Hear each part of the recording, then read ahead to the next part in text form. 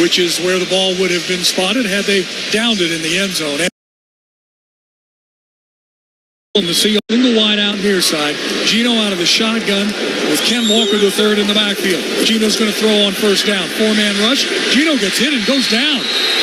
He might have tripped as he tried to step back away from the line of scrimmage, but he is tripped and knocked down.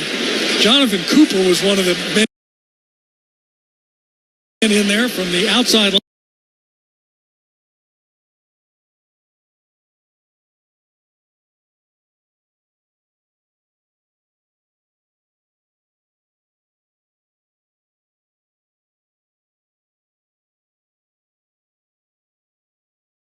In the backfield, he releases.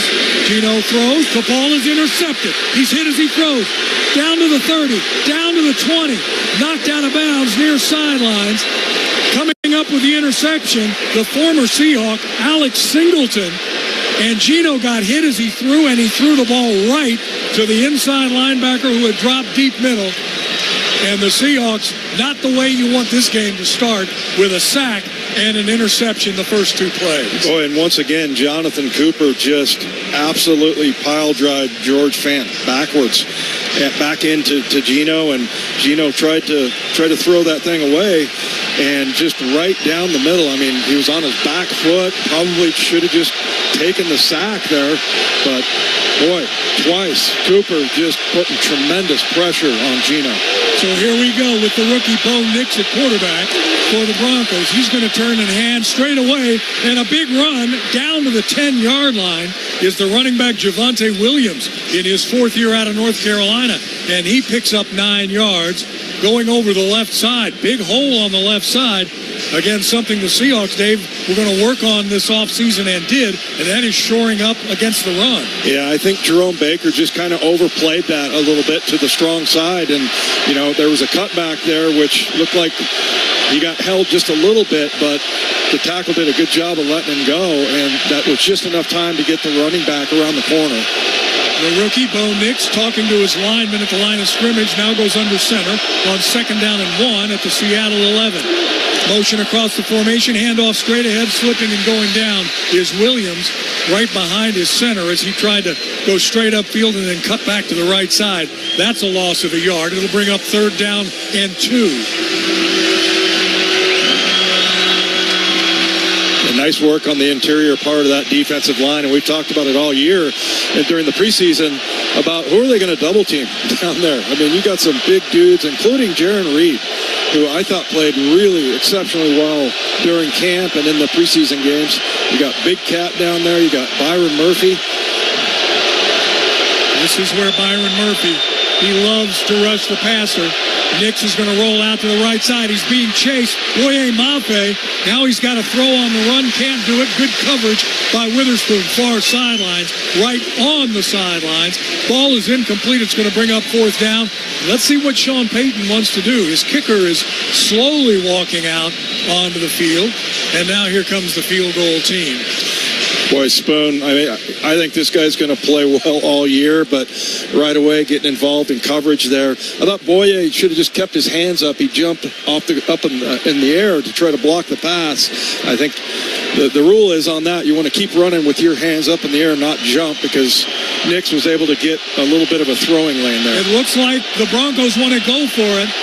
As they line up, now they're just going to try to get the Seahawks to jump off sides. As the holder, Riley Dixon, now there's going to be a delay of game. Riley Dixon is the holder on the field goal team. He jumped up under center like they were going to try to run the tush push. And instead, a delay of game, Brad Allen tells us. And so, again, the kicker, Will Lutz, this one will be from 35 and right between the hash marks. He's got a career long of 60. There's the snap. Ball is spotted. Kick is away. And the Broncos are on the board. After a takeaway in Seahawks territory, they're only allowed 3 points. And with 12:36 to play here in the first quarter, it's the Broncos on top first. 3-0 over the Seahawks. You're listening to the Umpqua Bank Radio Network. We are are Seattle Sports. 7:10 a.m. on your radio. Streaming through the Seattle Sports app. Get new videos, podcasts, and articles on the Seahawks and Mariners from your favorite Seattle sports personalities daily. Hey, Seattle fans, you don't get called the 12s just for looking pretty in the stands. You're the loudest bunch out there, and the McDonald's app rewards your passion. Every home game, when the rival kicker misses a field goal, you score a free 6-piece Chicken McNuggets the day after the game with a $2 purchase. If they miss 2 field goals, you get 10 McNuggets with a $2 purchase. Only in the McDonald's app. Valid once a week at participating McDonald's. Offer valid the day after the game. Excludes tax. Must opt into rewards. When seeking cancer treatment, you have options. Look to Fred Hutchinson Cancer Center, where innovative research is leading to unique treatments not offered anywhere else in the Pacific Northwest. Fred Hutch. Look beyond. Two iconic Seattle brands, Dania Furniture and the Seattle Seahawks, are partnering this season to deliver action-packed game days and a deluxe fan cave to enjoy them in. Dania has everything you need to do it right, from luxe power sectionals and sofas, complete with USB ports and cup holders, to chairs and ottomans, perfect for keeping guests comfy from kickoff and beyond. Shop one of our 4 local showrooms or shop online at daniafurniture.com. Dania Furniture. We make it simple. You make it home. Hawks Live. Thursday nights from 7 to 9. Live from Bellevue Square Center Court. Join former Seahawks Michael Bumpus and Paul Moyer as they go deep on the Hawks with player interviews and opponents analysis. And we look like offensively the team that we thought we were. How do we win a football game? That's what makes you a great quarterback. Every Thursday night throughout the Hawks season. Geno Smith has himself a day. Presented by the Dining District and the Bellevue Collection. On Seattle Sports and the Seattle Sports app. Seahawks football all season long. Touchdown! Seahawks! On KIRO Seattle, KIRO FM HD2 Tacoma, Seattle.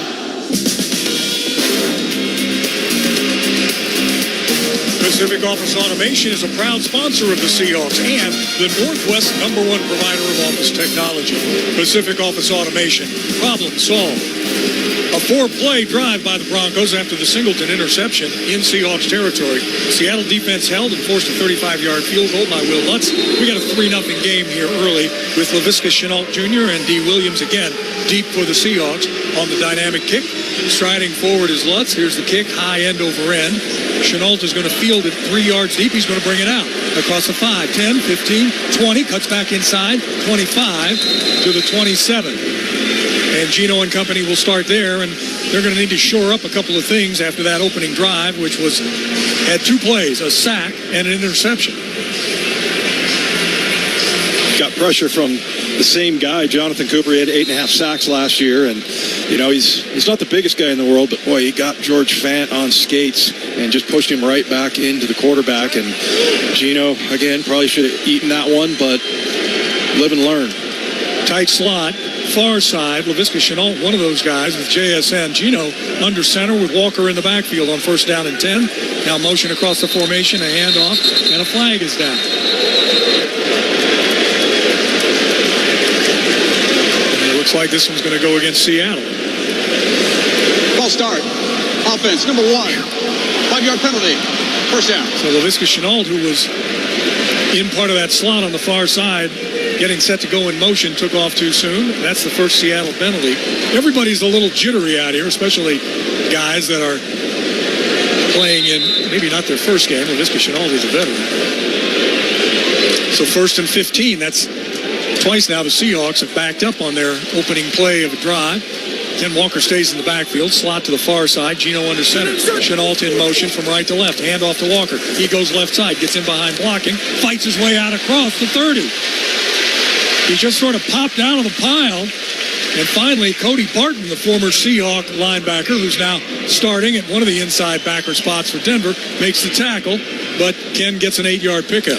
Well, we didn't see a lot of Ken Williams Ken Walker in the preseason, but we did see, I don't know if you noticed, he worked on his legs. He worked on his lower body, and that was that strength right there to be able to break that tackle. He empties out of the backfield, comes wide to the near side on 2nd down and 7 with the ball at his own 30. Geno out of the shotgun. 3 receivers right, 2 to the left. 5-man rush. Gino gets rid of the ball. Noah Fant makes the catch, but he's upended quickly as he crosses the 30-yard line. Jones comes up, Brandon Jones, the safety, to make the tackle to just a 1-yard gain. Going to bring up third down and medium, third and about 6. Let's see what Ryan Grubb has in his bag of tricks. Yeah, it was like a little smoke screen almost to Fant there, and they were outmanned. They were outnumbered as far as number of blockers and to receivers, so that didn't go too well. Trip set to the left, single wide out to the near side. Gino, 3-step drop, looks, he's going to throw it deep. He's got DK, reaches up, can't bring it in. As he lands on his back on the near sidelines, that's in front of the Seahawks bench. He almost brought that in, but Pat Surtain was the man on coverage. That's going to be a battle all day because Surtain is one of the best cornerbacks in all of football. And they just rewarded him with a huge contract, close to, I think, $100 million. And, DK is probably going to be rewarded with one soon, but we're going to see this matchup again. I'm all for that, Rabes. I just thought there was a number of times last year where Gino could have uncorked it to DK, and why not? Here's Michael Dixon with the punt. Mims, the deep man at his own 25, comes to the near sideline and is knocked out of bounds at the 35 in front of the Seahawks bench, and we'll take another break. With 10:54 to play here in the first quarter, it's the Broncos 3, the Seahawks nothing on the Umpqua Bank Radio Network. When you travel, they always say, get a room with a view. And there's no better way to travel than in a roomy new Toyota RAV4. Now through September 30th, get 4.99 APR financing on a new gas-powered 2024 RAV4. Or lease a RAV4 LE for $359 a month for 36 months with $39.99 due at signing. With approved credit through TFS, tax, title, and license extra. A dealer doc fee of up to $200 may be added. Call 1-888-48-TOYOTA for details or go to Toyota.com. Toyota, let's go places. For over 55 years, Tiny Tots Development Center has been caring for children in South Seattle. 4 locations now enrolling for ECAP and SPP free and sliding scale preschool. 206-723-1590 or go to tinytotsdc.org. Ready to take your Seahawks game day to the next level? From pregame sideline passes to postgame field goal kicks, create unforgettable memories with friends and family this season at Lumen Field. Visit Seahawks.com/game day experiences to level up your game day. When the hot water needs to be hot, when the drain needs to drain, when the toilet needs to flush, you need to do 2 things. Stop freaking and call Beacon. Beacon Plumbing, Heating, and Mechanical. On call and there when you need them most. 1-800-FREAKIN or beaconplumbing.net. Blessed and Thankful 365 is a local family-owned candle and apparel company that offers amazing products meant to serve as a daily reminder that life is a blessing and your unique journey is something to be thankful for. Find out more at blessedandthankful365.com. It's time for some football, and Ticketmaster is your MVP. As the official ticket marketplace of the Seattle Seahawks and the NFL, Ticketmaster's got the best way to take it to the house when it comes to being there live. They're the safest and most convenient marketplace to score fully verified Seahawks tickets. And if your plans get broken up or worse, turned over, Ticketmaster gives you more flexibility to sell your seats. So get those touchdown celebrations ready and score your tickets today at Ticketmaster.com/Seahawks. Seahawks football all season long. Touchdown! Seahawks! On KIRO Seattle, KIRO FM HD2 Tacoma, Seattle.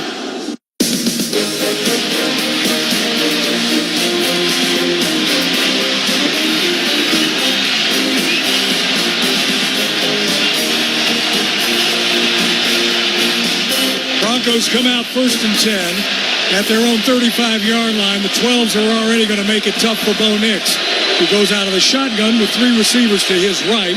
He's going to roll right, has wide open space, dumps the ball to the back out of the backfield, who's hit for just a quick 2-yard gain. That's Jaleel McLaughlin, the second-year player out of Youngstown State. So running out to the far side was the quarterback, Bo Nix. They like to get him out on the edge, Dave. He's very athletic. Yeah, he'll take it and run. You saw it during the preseason, so he likes to get out on the edges. He's got good speed. But you know who has really good speed is Terrell Dodson. He was all over that. Just a 2 or 3 yard gain there, and Baker actually was there coming all the way from the other inside linebacker spot. 2nd down and 7 at his own 38. Quick snap, throw near side. Ball is caught. What a great tackle. Coming over in a hurry is Julian Love. He took over the safety spot last year after injuries, and he's kept it, and he's become one of the really best players on this defense. A loss of 2 yards, right back to the line of scrimmage of the Broncos on 3rd down and 9. Nick's out of the shotgun. Tight slot right side. 7-step drop. Nick steps up, throws across the middle. Ball is caught and getting hammered literally just as he touched the ball. The receiver on the play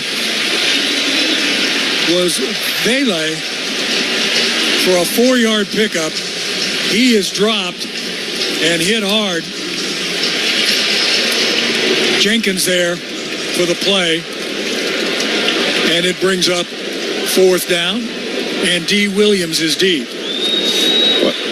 Tell you what, Rayshon Jenkins came firing up there, and that could have been anybody in this defense, whether it's Terrell Dodson, Julian Love. They got so much speed. Fair catch called for and made at the 21 by Williams off of that Riley Dixon punt. And we'll take another break. Seahawks have the ball back. 9:04 to play in the first quarter. Broncos up by 3. If you're looking for fun, breathtaking views and outdoor dining, Snoqualmie Casino's the place for you. It's Mike Salk here for Snoqualmie Casino. No matter if it's a meeting like I've done, a night out with friends, a big date night with my wife, I know Snoqualmie Casino has it all. Plus, they open their outdoor dining, so come enjoy dinner overlooking the beautiful Snoqualmie Valley. 12 Moons and Vista Prime Steaks and Seafood offer outdoor dining, so grab a seat and dig in. You can browse the menus at snocasino.com. It is Seattle's closest Snoqualmie Casino. Please game responsibly. Calling all 12s. American Family Insurance wants to give you and a friend the opportunity to watch the Seahawks in the best seats in Lumen Field. Enter the Sweet Dreams Sweepstakes for a chance to win suite level tickets, hotel accommodations, memorabilia, and more. To register, head to amfam.com/Seahawks. No purchase necessary. Must be 18 or older to enter. Sweepstakes open from August 23, 2024 until 11:59 p.m. October 28, 2024. Prize is valued at $1,625. Odds of winning depend on number of entries. See complete rules of registration. American Family Mutual Insurance Company, SI, and its operating company, 6000 American Parkway, Madison, Wisconsin. Hey Seahawks fans, this is Steve Rabel for Virginia Mason Franciscan Health. Everyone should know their blood pressure and cholesterol level. If they're too high, the risks of heart attack, stroke, and heart disease increase. That's why seeing your primary care physician is so important. Simple things like eating healthy, daily exercise, and quitting tobacco will give your heart the support it needs to keep you in the game. Talk with a doctor today and schedule your appointment at vmfh.org. That's vmfh.org. Scott Gordon visits the same gas station every day. At 12:12 p.m., he pulls up to pump 12, gets exactly 8.12 gallons, and always pays with the Fuel Forward app. Why? Because Scott Gordon is a Seahawks fan, and a Seahawks fan knows you don't mess with the ritual. They also know that at 76, you can win 2 tickets to a Seahawks game when you buy 8 or more gallons with the Fuel Forward app. Sometimes Scott doesn't need gas, so he drives in circles for a while, whatever it takes to win. See official rules for details. Valid July 29th to December 15, 2024. Copyright 2024, Phillips 66 Company. All rights reserved.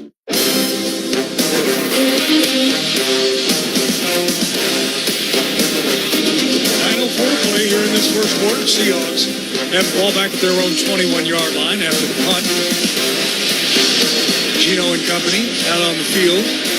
Haven't shown a whole lot here, at least initially. The Broncos, Dave, have been bringing the house in rushing Gino, at least here in this first quarter.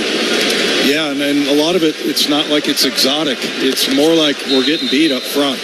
That's happened a couple of times. Gino goes under center, 1st and 10. JSN in motion from right to left. The handoff to Walker. He starts left, cuts back to the middle. And there's going to be a late flag thrown into the pile. As Benito comes up on the tackle, it's going to be a hold against the Hawks after the 6-yard gain. So far here in this first quarter, the Seahawks offense has been spending its time going backwards. Offense, number 75. 10-yard penalty. Still 1st down. It's Anthony Bradford, the second-year guard. Yeah, we were wondering if he was going to win that position because he was in a battle with the rookie and he didn't really get it done there. We've been having a few problems up front here, and offensive line was some question marks, but particularly on that right side of the offensive line. 1st down and 17 now, back at his own 14. Gino from the shotgun. LaVisca Chenault comes in motion to the right. Straight ahead handoff, and hit in the backfield is Walker, but he breaks one tackle, tries to break a second and can't, and he's brought down on the near side by Riley Moss. The The starting cornerback and slow to get up is Anthony Bradford. The guard, he's kind of shaking his leg as he kind of walks back slowly to the huddle, and now they're going right back to the line of scrimmage after a loss of 3. 2nd down and 20. Gino from the shotgun. Walker stays in the backfield. DK wide to the left. Tyler Lockett on the numbers to the right side. He's got Fant right behind him. Play fake. Gino steps up, throws near side. Fant makes the catch. Turns upfield against his former teammates out to the 20-yard line. A 9-yard gain, but it's again going to bring up 3rd down and long. And now Bradford has got to come out of the game. And he's going to be replaced by that rookie you talked about, Dave. Christian Haynes out of UConn is going to take over at the guard spot while they check out Bradford. Lots of problems on the front line there, especially on that right side. So hopefully Christian Haynes is ready to go. 3rd down and 11. Gino from the shotgun. Charbonnet now wings on the left side. Gino chased, dumps it off incomplete. And so far there has been just a ton of pressure on Gino as he tries to get back to throw the football. And again, as you said, it was one of the keys today was how's this offensive line really going to shake out? And right now, it's been a difficult day.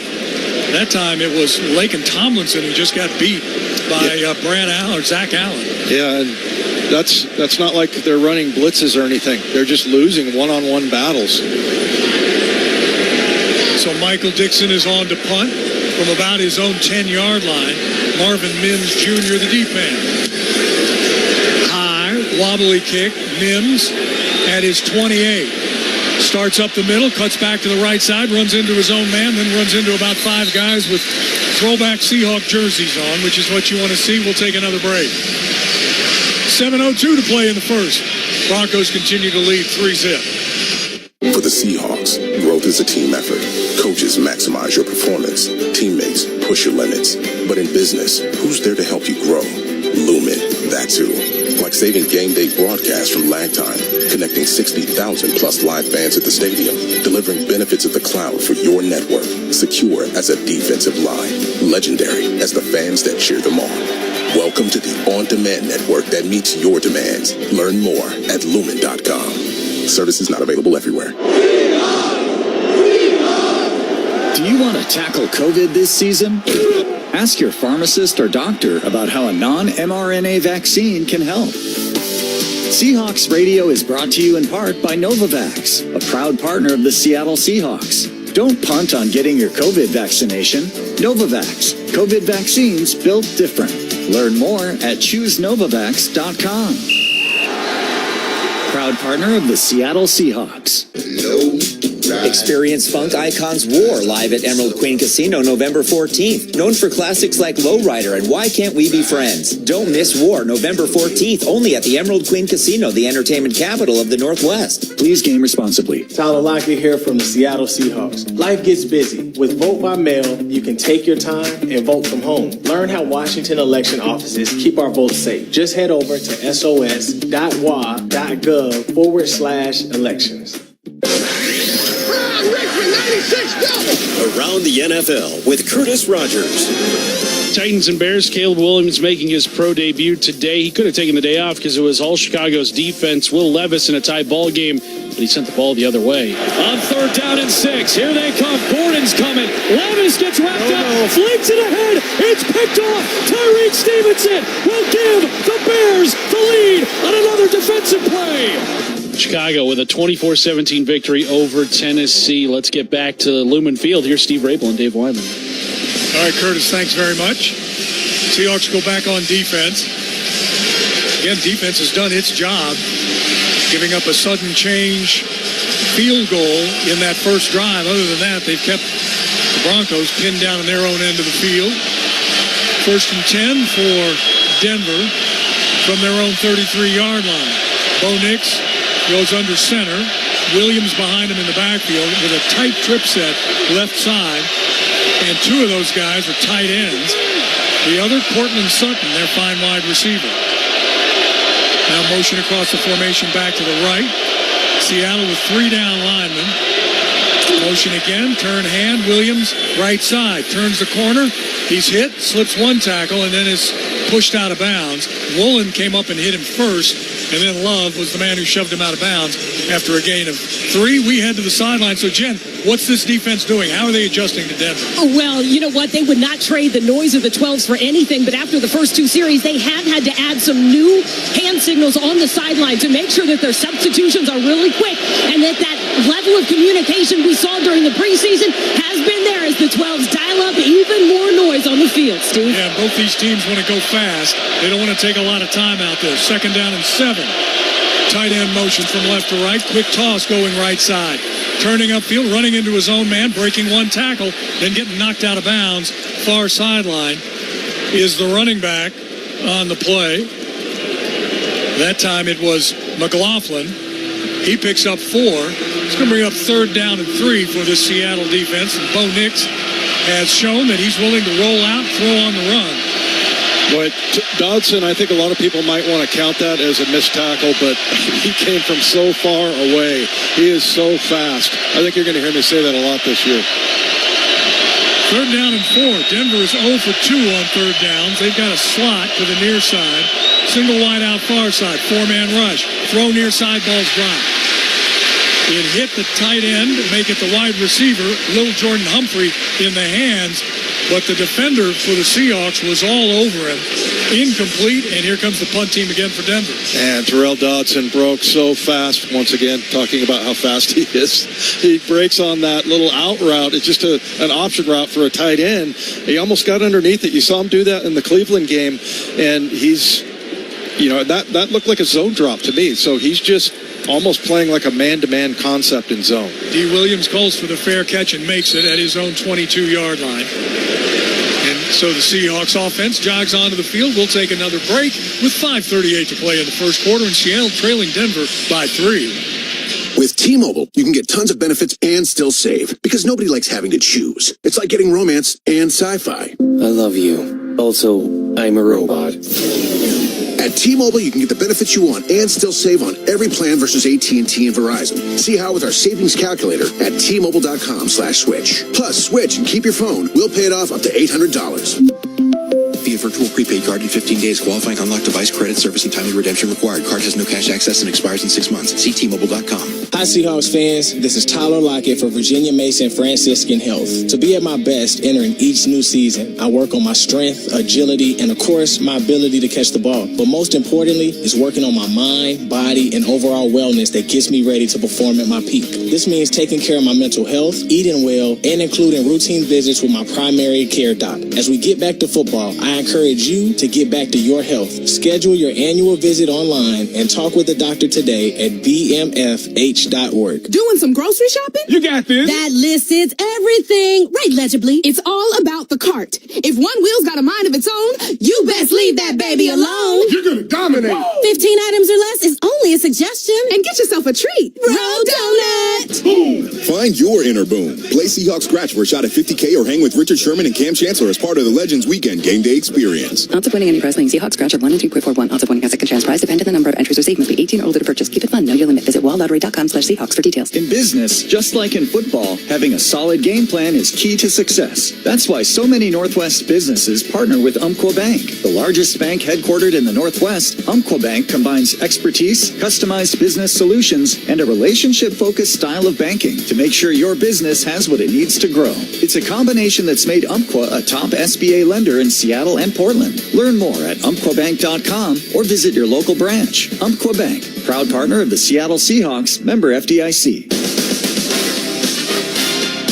Today's game is presented by Coca-Cola. Tackle game day with a great taste of Coke Zero Sugar. Is it the best Coke ever? Try and decide. Seahawks once again back inside their own 25-yard line. They'll start at the 22. 5.5 left to play here in the first.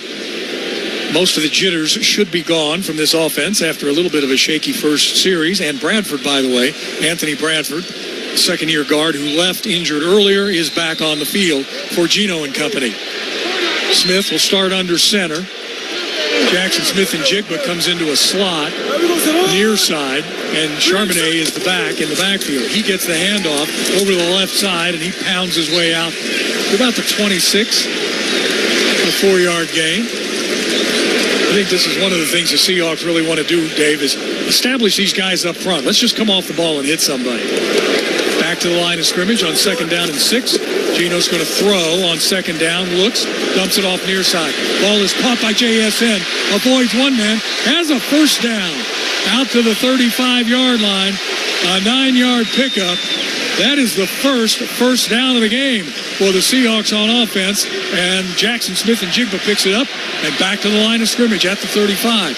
1st and 10. 2 receivers near side, Gino from the shotgun, and now there's movement up front. Fant moved, but a couple of defensive linemen jumped into the neutral zone first. And let's see how Brad Allen and his buddies adjudicate this. Neutral zone infraction. There you go. Defense, number 0. 5-yard penalty. First down. Jonathan Cooper jumps into the neutral zone, that outside backer. That's the second penalty on Denver today, so it'll be a 1st and 5 for the Seahawks on offense. I just think Gino's going to have to get used to, until they can shore things up, he's going to have to get used to throwing on the run. And that last pass he completed to JSN, his feet were moving because of the pass rusher. There were 4 pass rushers right in his lap. Deco and JSN near side. Quick throw comes out to Jackson Smith-Njigba, makes the catch, is wrestled down near midfield. Pat Surtain is the man on the play, but another first down. So a couple of first downs for the offense, and JSN has a hand in both. That's a 10-yard gain. Well, JSN he has so many different tools that he can use. There's nothing like physically impressive about him, but he's fast, he's really smart, and right there, he put his head down and ran over the cornerback and got an extra 2 or 3 yards. So just a smart football player. He slots now on the right side, inside of DK, 1st and 10 at the 50. Now Gino comes up to the center, talking to Connor Williams, now backs up into the shotgun. Charbonnet out of the backfield. Gino looks left, comes back to the middle and throws. Flag is down. We might get a hold on a defensive player. Let's see. And a flag in the backfield as well. I'm thinking somebody was holding DK because that ball was way off target, and I don't think that DK could get to it because he was being held. And George Fant, who is playing because Abe Lucas is on the physically unable to perform list to start the season, at the right tackle spot, is now being helped off the field. There are 2 fouls, both by the defense. Holding, number 2. That penalty is declined. Personal foul, roughing the passer, number 15. 15-yard penalty, automatic, first down. So Nick Benito roughs the passer. That's a 15-yarder. Meantime, Stone Forsythe is going to come in at tackle, and he's been the swing tackle all training camp, so he can play either side. He is the veteran, is Stone, in his 4th year now out of Florida, former 6th-round draft choice. Yeah, he is so big, and he has such great feet. His biggest problem is his leverage. Because he's so tall, he's just got to really work to get his hips low. Trip set far side, quick throw outside. Laviska Shenault makes the catch, but he's hit just as soon as he touches the ball. Just great coverage upfield, that time by Jaquan McMillan for no gain. As the Seahawks again trying a little smoke screen outside, and Denver was ready for it. Yeah, JSN got beat on the block out there, but earlier the holding penalty on Surtain, that's what happens with DK. That's one of the many ways that he can be productive is he gets fouled a lot. Derek Young in the game now in a slot formation to the near side. He's blocking for Ken Walker, who breaks a tackle and still driving his legs, gets down near the 30-yard line. Probably spotted closer to about the 32, a gain of 3. So 3rd down and 7. Seahawks are within Justin Meyer's field goal range and hurry right back to the line of scrimmage. Does the offense, slots to both sides. The ump steps in between the center and Gino, and now backs out.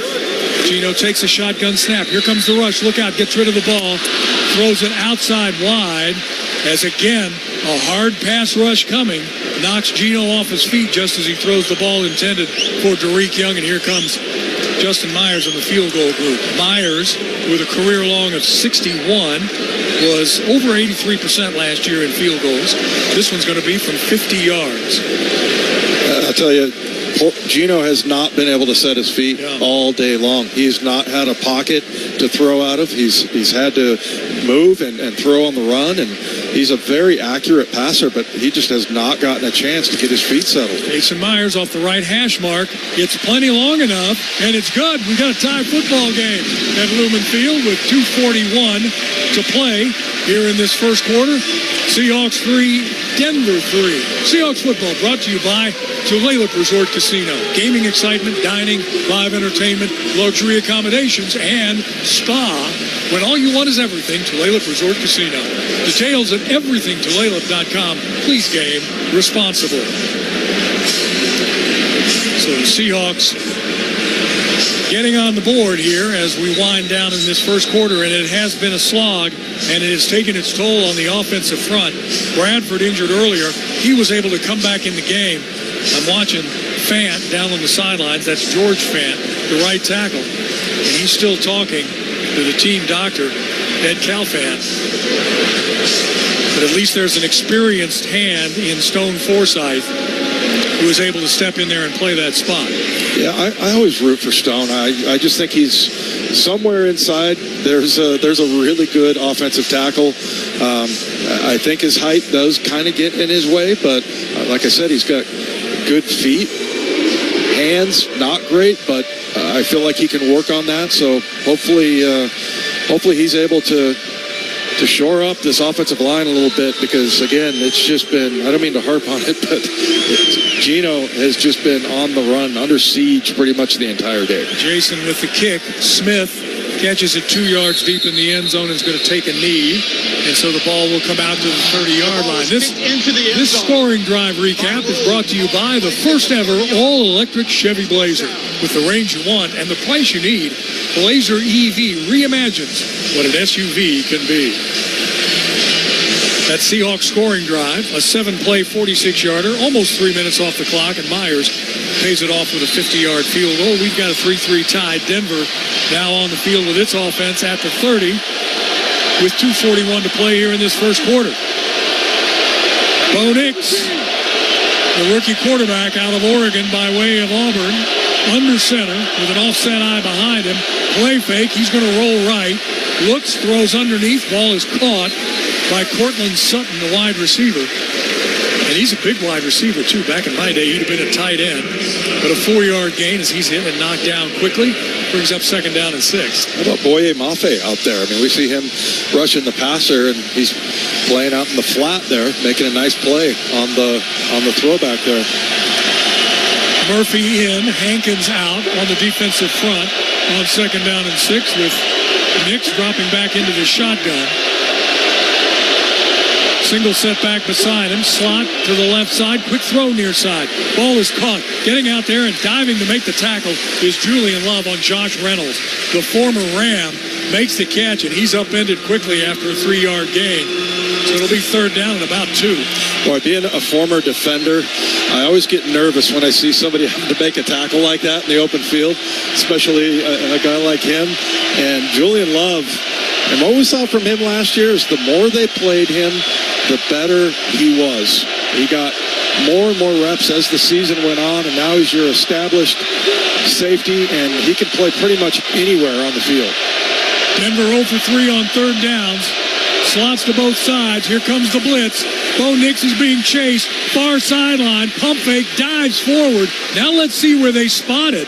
They may spot him just short of the first down sticks as he was diving, but it's where you give yourself up. And that was just on the Denver side of the 40. So it's going to be maybe a 6-inch difference. Now, as I look at the spot, it's going to be maybe even closer than that. Right now, the ball is in the Denver end of the field. Does Sean Payton, does he want to look at the spot? Does he want to replay? He might. Brad Allen says timeout. An official timeout. Maybe they're just going to measure. Let's see. It looks from up here where we are. And, of course, we have great seats. Well, like his knee was down before, but where the ball was at that time was over the first down marker there. So, boy, I'll tell you what, Bo Nix, a lot of respect for him coming in here as a rookie, not afraid to pull it down and run it there. And he was like that in the preseason, and 77% completion percentage. But also, this guy, he is not afraid to step up in the pocket and take off. It is about 8 inches short of the first down, and now I think Sean Payton's going to drop the flag. He wants a review done on the spot. Yep, there's the flag out. So while Brad Allen and company bring the chains out to between the hash marks to reset the ball, then we're going to get a timeout here, and we're going to check this replay. We'll keep it right here while they do just that. Now Allen heads over to the far side to talk to Sean Payton, one of the winningest active coaches in all of Denver football. Is challenging the ruling on the field of a fourth down. We'll review the play. Been around a long time, won a lot of football games in New Orleans. He had a pretty good quarterback down there from what I understand. Say 12, you want to find, or do you want to be, how about this? Do you want to be the first to know about exclusive Seahawks ticket offers and more? Well, sign up today for Seahawks text notifications. To register, text Seahawks to 71211. That's Seahawks to 71211. And yes, I'm working on my reading skills. Thank you very much. I would love to hear more about that, Steve. And I'm the one person who have to have NASA Chobe text my parking pass every week. Yeah, it's always very touch and go. I got here today, and I couldn't use the parking pass. It would not let me do it. I showed it to Brian O'Connell, our producer, and he said, well, your password is expired. Change your password, knucklehead. Are you supposed to know that? I'm not. How do I'm not. Or, you didn't push this button. Well, last time I pushed that button, my phone blew up. Give me that little thing that hangs off your mirror. Yeah, that'd be nice. A paper ticket. That's it. Yeah. All right, well, after we've had this walk down memory lane for all of you who are 70 and older. Reviewing the play, the runner was beyond the line, therefore it's a first down. Oh, wow. Well, that's interesting, because it sure looked to me like his knee was down before he made the line to gain, but I don't count. So it's a first down, Denver. That's their first. Denver is successful with their challenge, therefore they've earned a third challenge. Please set the game clock to 1:16. 1:16 on the game clock, please. Now, the ball was outstretched over the line to gain. His knee hit prior to the line. So they were looking at the ball, and Denver gets the first down. They mark it at the 40. First and 10, Denver. Looks like Denver just sent an offensive lineman in there as an eligible receiver. So look for them to load up. It's going to be Peart. He's a backup tackle. So they do load up on the right side. First down and 10. Bo Nix going to have to go with a silent count as he has the entire game from the shotgun. Takes the snap, looking left, drills one high and off the fingertips of Witherspoon. And you got to throw high to get over Cortland Sutton, who stands at 6'4", and that ball just took off on Bo Nix, incomplete. Spoon got his hands on that one. That guy is just everywhere. I can't say enough about his game. Not a big guy, but man, he flies around the field. Mostly it's about his confidence. He just really understands the game. But I would look to him to possibly get his hands on the ball again. Big Cat is in there with Jaron Reed in the defensive interior. Looks like Witherspoon wants to blitz. He does. Quick throw near side. Ball is caught. Making the catch, breaking one tackle is Devon Vele. He picks up 9 yards. Going to be just a bit short of the first down, I think. He is just this side of the midfield stripe again. So third down and less than a yard for the Broncos. We saw Julian Love make that open field tackle a couple of plays ago, and that one wasn't able to get to it. It's so difficult when you're in the big, wide open area like that. But luckily, another defender there to keep him short. Nix goes under center. Trying to get the Seahawks to jump. They don't. Quick toss, far side, Williams. He's on the run, has a first down across midfield. Coming up to make the tackle is Dotson again. Boy, he is all over the field, and that will end the first quarter. Broncos will continue this drive when we come back. 15 to play here in this first half. We're all tied up at 3 apiece on the Umpqua Bank Radio Network. The brand new John Curley and Jake Skorheim Show. Rachel 425 says, I'm glad to hear Jake can now help out getting all his kids to bed since he won't be in the studio at night. That is really nice. I was getting home at like 10:45. Yeah, we did it for you kids. Yeah. Appreciate it. Streaming live on your smart speaker. A taste of what makes Oberto great with Stephen Oberto. As a kid, my grandfather drove this 1957 Lincoln town car decked out in red, white, and green, the super salami, pepperoni powered all over it. And I was his daily driver. We'd go to the grocery store in it. We'd go through parades in it. You couldn't get anywhere in town without being honked at 100 times and, every police officer at every red light stopping you and asking for free jerky. Oberto Specialty Meats. Quality, flavor, heritage. Become an instant millionaire this September at Tulalip. Stop in Mondays to push your luck and pocket up to $1 million every half hour, including 2 $10,000 guarantees. Speed by Wednesdays to fast track your way towards bonus free play. And cash in Fridays with $100 in instant free play every half hour. Find all the details online at TulalipCasino.com. Please game responsibly. The Western Washington Toyota dealers are sending one lucky 12 home with the Seahawks Tundra from the Toyota Fan Deck inside Lumen Field. 6 lucky contestants will be chosen to attend the December 22nd game versus Minnesota on the Toyota Fan Deck. One of them will be walking away with a new Seahawks Toyota Tundra. 1 entry per person. Must be a Seattle-Tacoma designated market area resident, 18 or older with valid driver's license and motor vehicle insurance to participate. To enter, visit Seahawks.com/Toyota. No purchase necessary. The deadline for entry is December 1st, 2024. Life beyond cancer. That's the hope connecting anyone who has cancer and their loved ones. At Fred Hutchinson Cancer Center, we combine the latest research with breakthrough treatments that deliver hope, backed by science. Talk with us today. Seahawks football all season long. Touchdown! Seahawks! On KIRO Seattle, KIRO FM HD2 Tacoma, Seattle.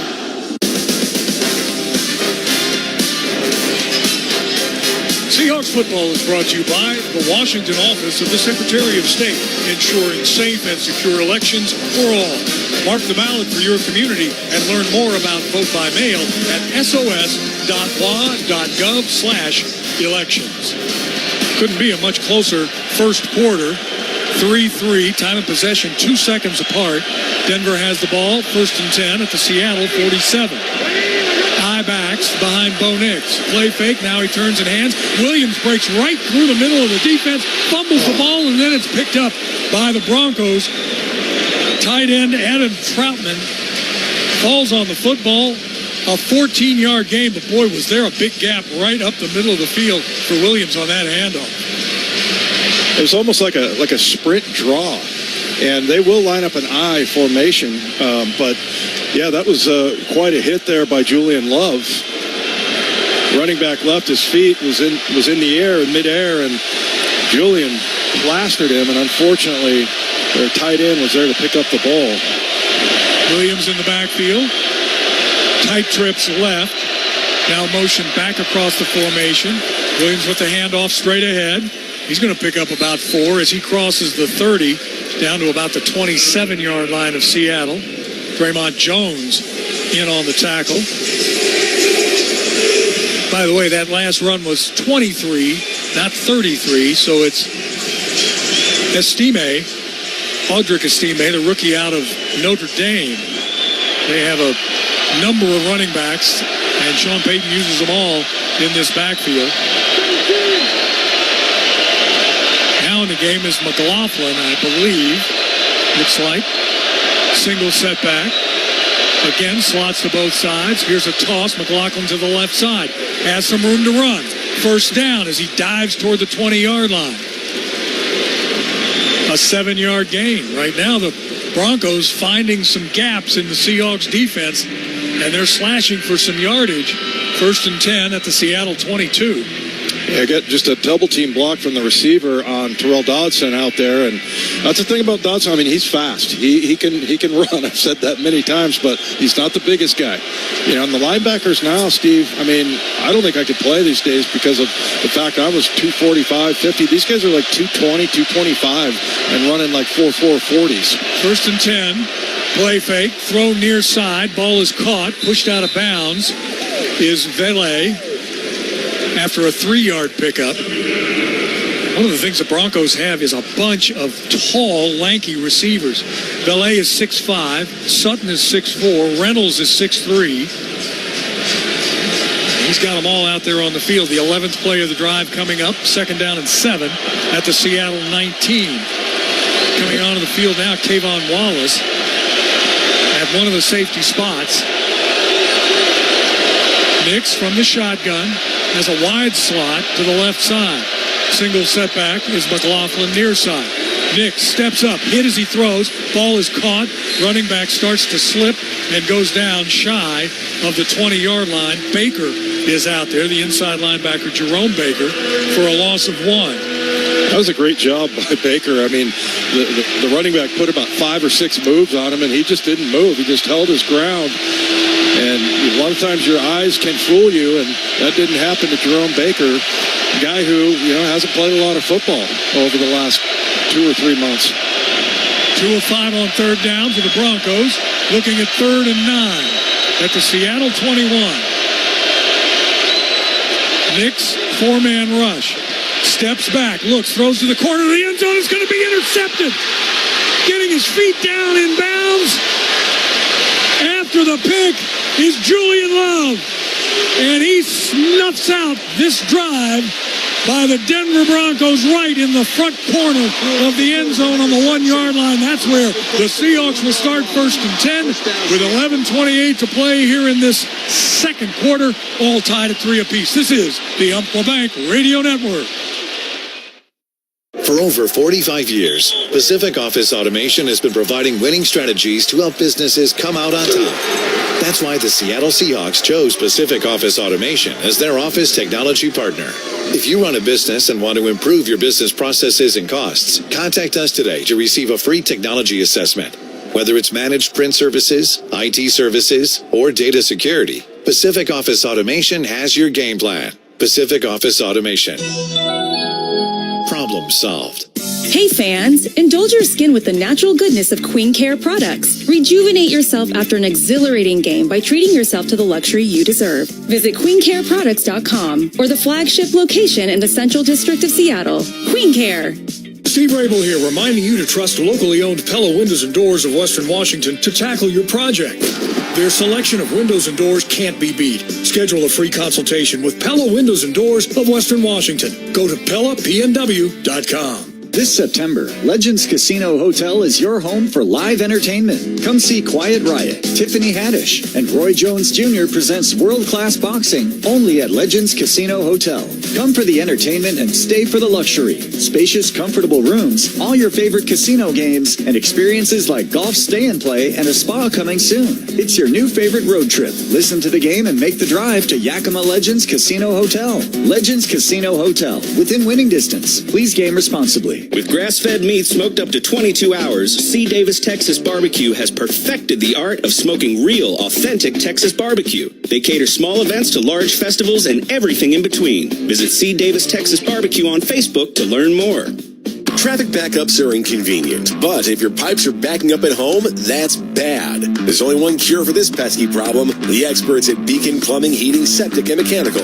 Trust them to clear your clogs. Stop freaking and call Beacon. 1-800-FREAKIN. Seahawks football all season long. Touchdown! Seahawks! On KIRO Seattle, KIRO FM HD2 Tacoma, Seattle.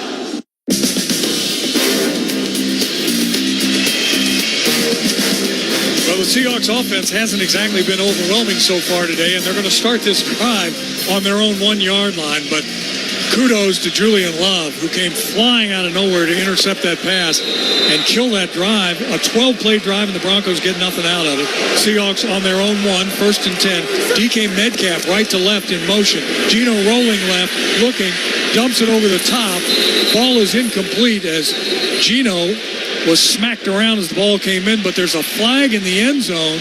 This might be a safety if it's a hold. Holding. Offense number 75. The foul occurred in the end zone. By rule, acceptance of this foul results in a safety. So Anthony Bradford called for the hold in the end zone, and a gimme 2 points to the Denver Broncos. And so once again, kind of issues on the offensive line. Let's go down to the sidelines and find out more about the O-line. Jen, some guys banged up down there already. Oh, yeah, and we are not going to see George Fant the rest of the day. The last time the Seahawks offense was on the field, he needed assistance in leaving the field, getting to the sideline. He walked into the locker room on his own power, but he has been ruled out for the rest of this game with a right knee injury. So it'll be Stone Forsythe continuing on that side of the line. Well, and remember, Anthony Bradford came off the field, kind of hobbled earlier in the game, was checked out, then went back in the game. But he's probably not 100% at this point. And now the offensive linemen are kind of gathering down on the sidelines directly in front of us. So I'm sure there's going to be a few words spoken by either the coaches and or the leaders of that group. There needs to be. That's for sure. Yeah, it's been tough for Gino. He's been running for his life pretty much the entire afternoon. So we have a 5-3 football game with 11:22 to play, as Myers will be doing the kicking. Remember, this on a safety, the ball is now spotted way back at the 20-yard line, but the coverage guys are in their normal positions. So here's Jason Myers with the kick, high end over end, have to wait till it's touched at the 15. It's Mims coming up to the 30, out to the 33, and that's where he's stopped by the coverage team of the Seahawks. Seahawks football brought to you by Emerald Queen Casino. Experience Funk Icons War live at the Emerald Queen Casino on November 14th. Only at Emerald Queen Casino, the entertainment capital of the Northwest. Please game responsibly. I'm sure Jen can tell us all about it, but Gino looks like he just brought the entire offense together down there in front of the bench and kind of getting them going. They haven't been productive, and it's been really tough for Gino to get his feet set. And then you end up with a safety there and an interception, so tough day. Bo Nix, 1st and 10, drops back 7, has time. Now he's going to scramble, dives forward across the 35. Good coverage downfield. Nowhere to go with the football, but still Nix picks up 4 yards. Set a single season NCAA record of 77% completions in his year at Oregon. The other thing about him, he threw the ball 470 times last year, was only picked off 3 times. So it's like once every 156 throws. That guy, just incredible. He played 61 games in college. I think he's like 32 years old or something, but he's been, taking full advantage of his college experience. Play fake, he's going to roll right, stops, throws behind his intended receiver. That was Dulcich, the tight end. Good job, Witherspoon on coverage, and a nice job by the Seahawks on defense. Derek Hall in not giving up that space outside. Stayed right with the quarterback. Denver now looking at a 3rd down and 6. They are 2 of 6 on 3rd downs.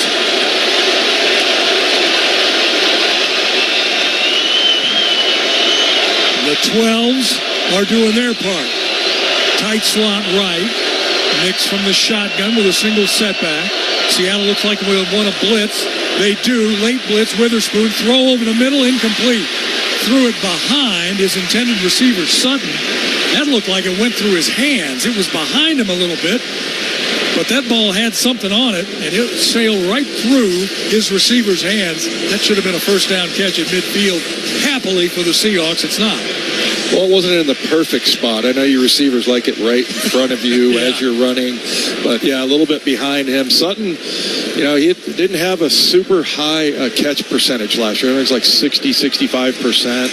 He's fumbled 3 times last year. So I don't know if he has the best hands, but he's a physical specimen. Oh, it's fumbled. Williams kicks the ball. It's still on the ground, and Denver got it.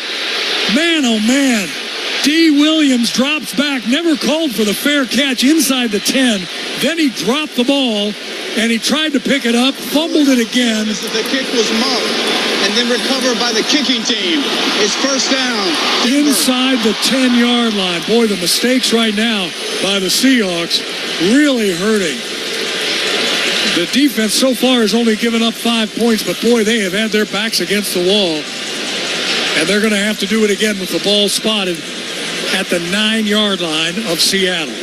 Well, and I think D. Williams had a chance to just jump on that, and instead he tried to pick it up. And I don't know if he kicked it with his foot or what, but at that point, just jump on it and make sure you retain possession. So first down and goal from just inside the 10. Nix under center. Movement up front. That's going to go against the Broncos. Just about everybody moved, including the quarterback, and the ball was not forthcoming. Just about everybody threw a flag as well. Offense, number 10. 5-yard penalty. Still first down. Fourth penalty on the Broncos, so they change players on the run. Going to bring in a new running back. That's McLaughlin. He's kind of the receiver out of the backfield for these Broncos. First and 15 now. Back at the Seattle 14. So again, a sudden change. Defense has to come right back on the field. Let's see what they can do here to stop Denver. Tight slot far side. Nix takes the shotgun snap, hands it off inside. Making the tackle is Witherspoon. Man, he came off the edge and just knifed in behind the line of scrimmage to make that tackle and hold the running back, McLaughlin, to a single yard. The way he contorts his body on the field is pretty phenomenal. I mean, he gets every bit of what he has. And I don't know, I think he's 5'10", 5'11", maybe. But he just lays out and able to just, turn on a dime. I mean, his momentum was going entirely into the backfield, and somehow he's able to get enough to make a tackle in the backfield. Second and goal from the 13. Under center is Nix. He's going to hand it off this time. Oh, getting hit, but spinning out of a tackle and a second tackle. Big cat. Leonard Williams was in the backfield, and he just drilled the running back, but somehow Williams still broke free to pick up a yard. Yeah, it looks like Boye Mafe was the first one to get there, and he was able to keep his feet there. But I'll tell you what, the one thing we've seen, Steve, there's been some missed tackles, but there's always another guy and another guy and another guy right after. I mean, these guys are flying around the field. Third and goal from the 11.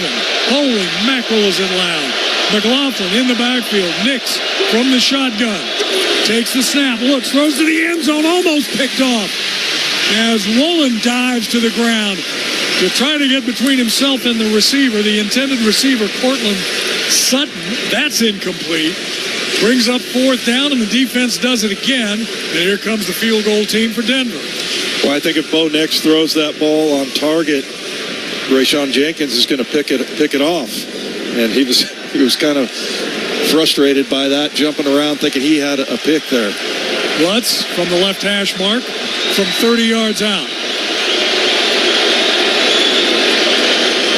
The snap, the spot, kick is up, and the kick is through.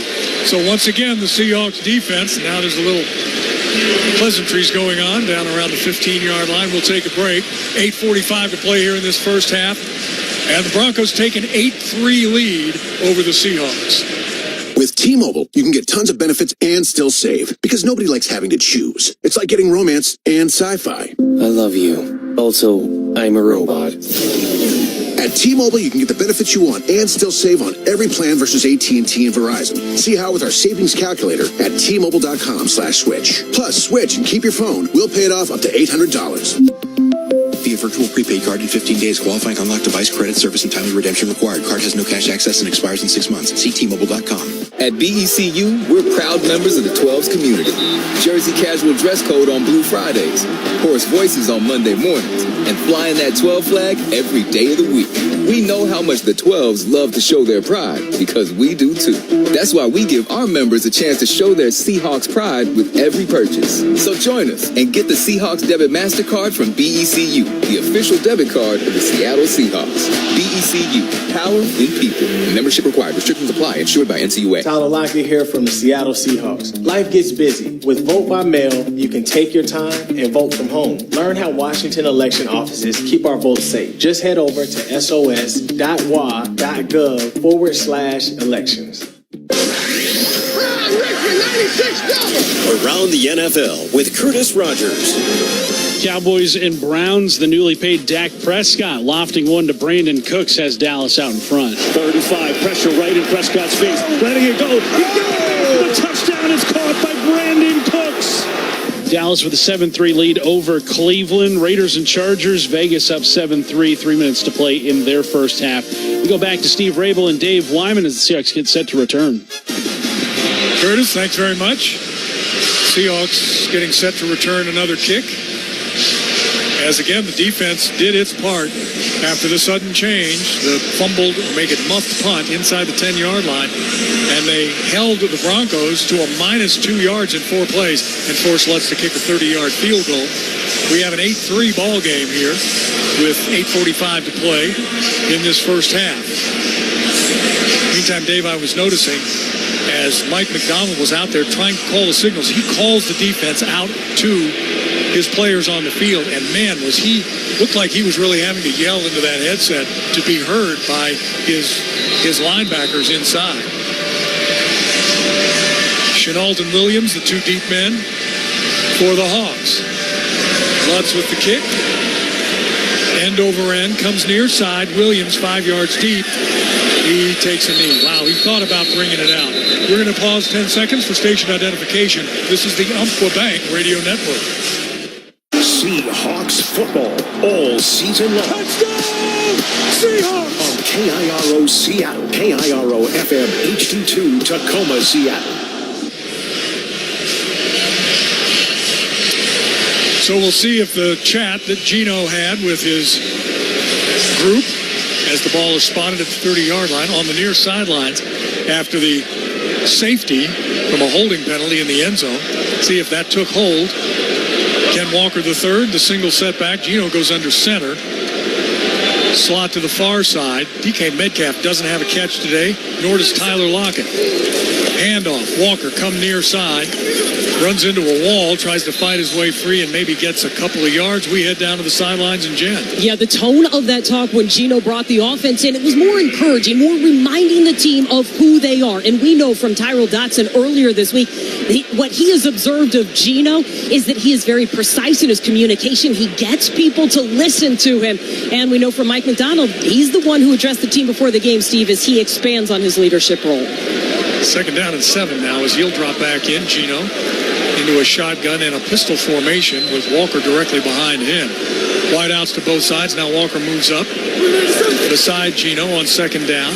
Quick throw near side incomplete.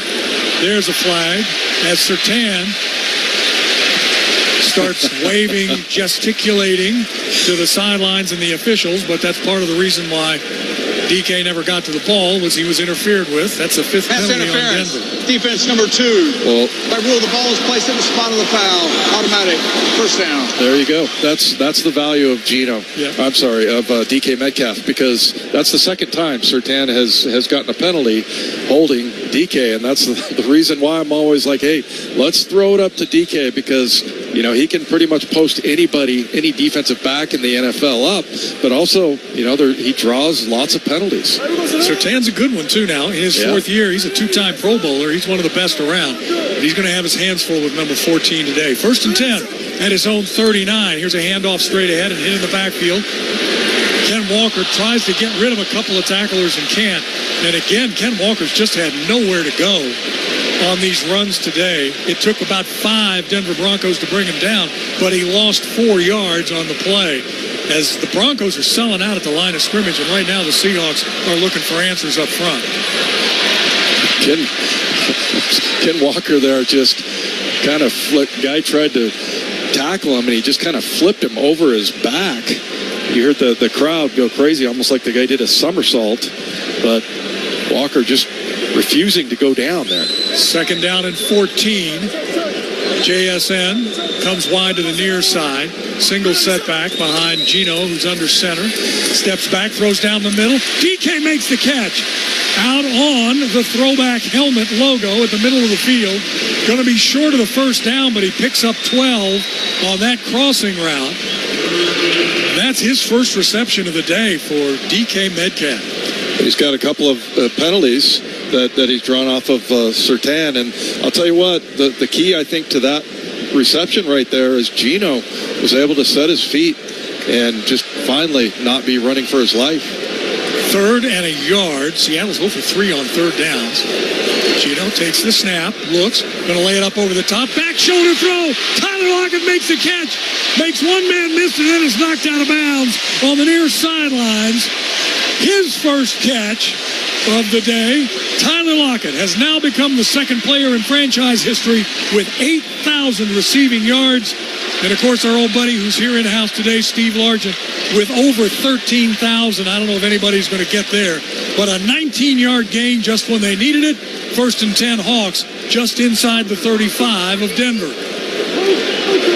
Gino from the shotgun. Walker stays in the backfield. DK wide to the left side. Here comes the blitz. Gino steps up, has running room. 30, 25, 20, 15, 10, 5. Touchdown! Seahawks! Geno Smith right up the gut. 34 yards. He said if they're going to take everybody away, I'm going to take it myself. And he does. What a play by Gino, and the Seahawks offense has suddenly come alive. And Seattle's going to go for 2 here as they have taken a 9-8 lead. What a great read by Gino. He sees that they're in man-to-man coverage. So, I mean, for the first 10 yards that he was running, nobody knew on defense except the D linemen that are 10 yards behind him. So, great job there. And then just making a move on the safety there, getting up the middle, going north-south, diving into the end zone. Looked like a running back. So let's see what the Seahawks have in mind on this 2-point conversion. Gino is singled up with Surtain on the left side. Gino out of the shotgun. There's a wide trip set far side. Back shoulder throw, and it's incomplete. Gino just threw it a little bit too far behind as DK was just trying to lean into Surtain and then turn around. Ball was a little too far outside. But the Seahawks take their first lead of the day with 5:55 to play here in the second quarter. 9-8 over Denver. Abby Frazier drives from Seattle to Aberdeen every day, multiple times a day. Why? Because Abby Frazier is a Seahawks fan. And a Seahawks fan knows the more miles you travel, the more chances you have to win. Because at 76, you can win 2 tickets to a Seahawks game when you buy 8 or more gallons with the Fuel Forward app. So Abby fills her tank and just ping-pongs around the state, whatever gets her to Lumen Field. The official rules for details. Valid July 29th to December 15th, 2024. Copyright 2024 Phillips 66 Company. All rights reserved. Hey, Seattle Seahawks fans, ready for some football? But what happens when life tackles you too hard? Accidents can happen on and off the field. When they do, you need a strong team on your side. At Carpenter and Zuckerman, they're proud sponsors of the Seattle Seahawks and even prouder of their winning record in personal injury cases. If you've been injured, let them fight for the compensation you deserve. Don't let an injury sideline your life. Call Carpenter and Zuckerman personal injury lawyers today and get the justice you deserve. Hey Seahawks fans, this is Steve Rabel for Virginia Mason Franciscan Health. Do you suffer from heartburn? Did you know that chronic heartburn can be a symptom of something more serious going on in your body? Many people can lessen heartburn symptoms by modifying their diet, exercise, and weight loss. However, if symptoms persist, it is best to consult your doctor as soon as you can. Find a doctor today and schedule your appointment at vmfh.org. That's vmfh.org. Well, Seahawks football returns to Lumen Field on Sunday, September 22nd as the team takes on the Miami Dolphins. A limited number of tickets remain, so grab yours now at Seahawks.com/tickets and get ready to bring the noise. And I got to believe that the noise in that last Denver drive when they had the ball down to Seattle 10 had a huge amount to play in the Seahawks holding Denver out of the end zone and forcing a field goal. How about Gino doing his Lamar Jackson impersonation there? I love that, man. He just did a great job reading that defense, and then, makes a move on the safety there. I love that. Myers tees it up at the 35. And again, it's Smith and Mims standing at about their own 3-yard line. In the north end zone, if you're following along, the Seahawks are going from right to left on your radio. The dynamic kick. Cover men, blockers. Wait till the ball is touched. Now it's touched 2 yards deep by Mims, and he'll just take a knee right there. This scoring drive recap brought to you by the first ever all-electric Chevy Blazer. With the range you want and the price you need, Blazer EV reimagines what an SUV can be. It was a 5-play, 70-yard drive by the Seahawks. Took almost 3 minutes off the clock. But Gino, as Dave told you, what a run. Right up the gut, and nobody even turned around to see him until about the 10-yard line. From 34 out, and he makes it 9-8. The missed two-point conversion at the end. That's the longest touchdown ever run by Geno Smith ever in his career.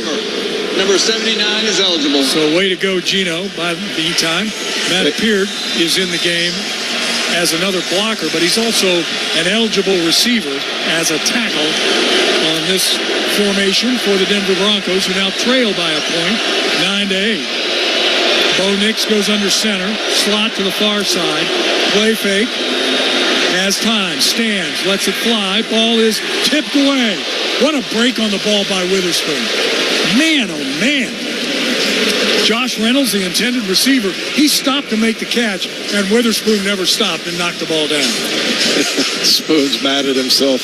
He wants to make that pick. It would have been maybe the greatest interception in NFL history. He didn't really have a chance, but he did. I would say this: if you like to watch him play, just follow the ball, because on defense, man, he is around the ball all the time. And whether it's playing up in the box, making tackles, knocking passes down, I think that's his second pass breakup today.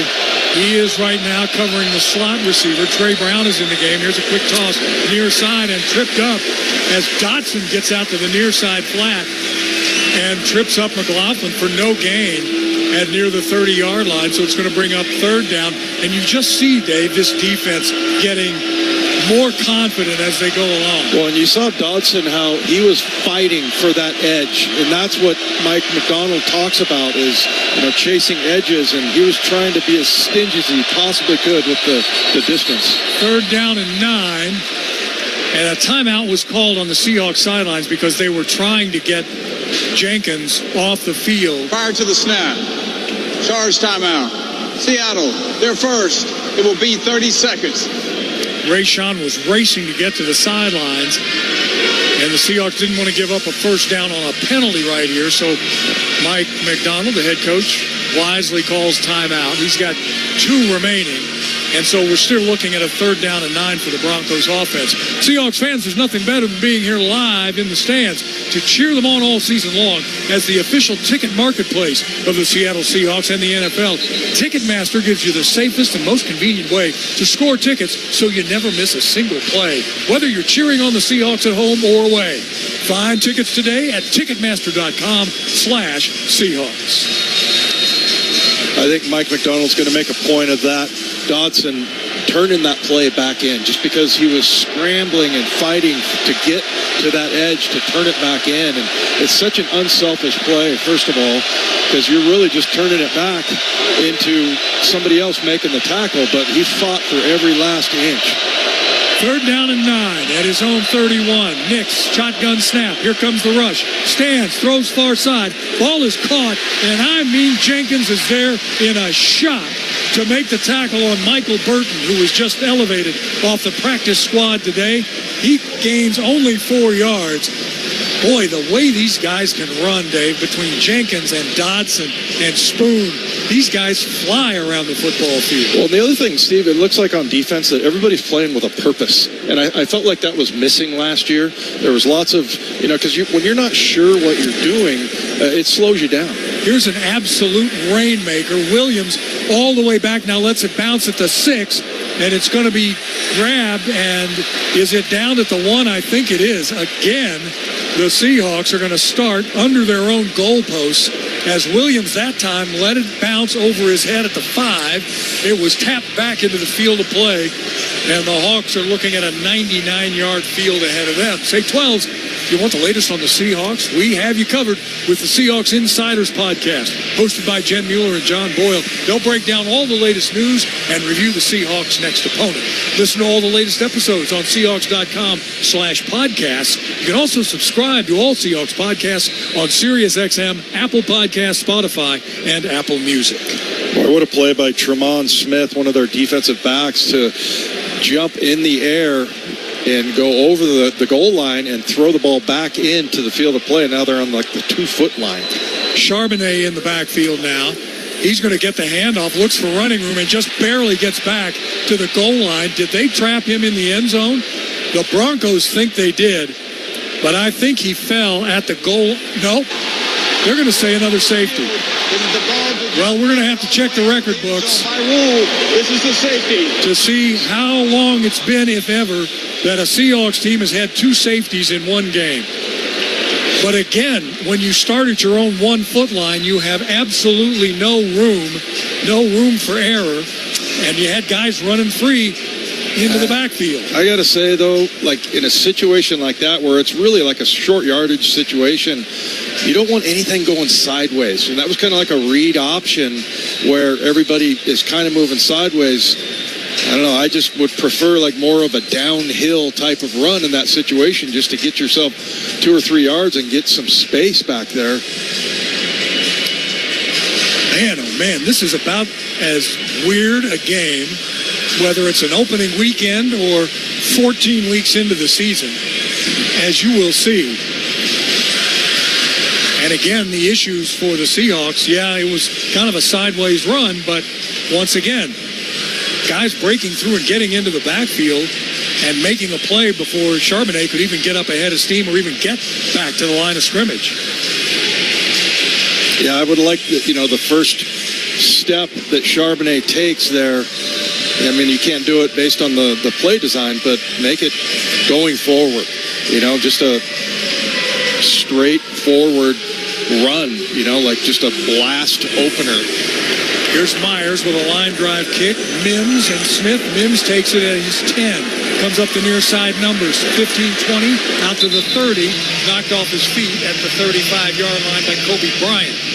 And so the Broncos, after a second free kick, they call it, after a safety, is taken out to the 35, and that's where the Broncos will start 1st and 10. As Denver now takes a 1-point lead, 10-9. Yeah, the safeties, it's a killer. It really is. I mean, you number one, you give them 2 points, and you kick the ball to them, and look, they're already out to the 36-yard line, 35-yard line. So, yeah, it's been tough. So defense has got to really be sharp. Defense has been on the field a lot here in this first half. 1st and 10 at the 36. Nick's under center. Going to hand the ball off straight ahead over his own right guard and maybe a couple of yards for the running back, Williams. Last man off the bottom of the pile is Jenkins, among others. Boy, Byron Murphy, the first-round draft choice, they tried to double-team him there, and I know he got double-teamed a lot in college when he was at Texas, but they couldn't get it done. And he just clogged up the middle of that defense right there. And you got Big Cat out there, you got Jaron Reed. I don't know who you're going to double-team, but looks like Byron Murphy needs to be double-teamed every time.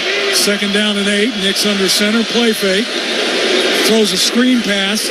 Williams, great play by Dotson. He is blocked. He is on the ground. He reaches up and makes the tackle on Williams. The only guy within about 8-10 yards to make that play for no gain. This guy's the real deal. And it's not like he was an everyday starter in Buffalo. Yeah, he only had 13 or 15 career starts.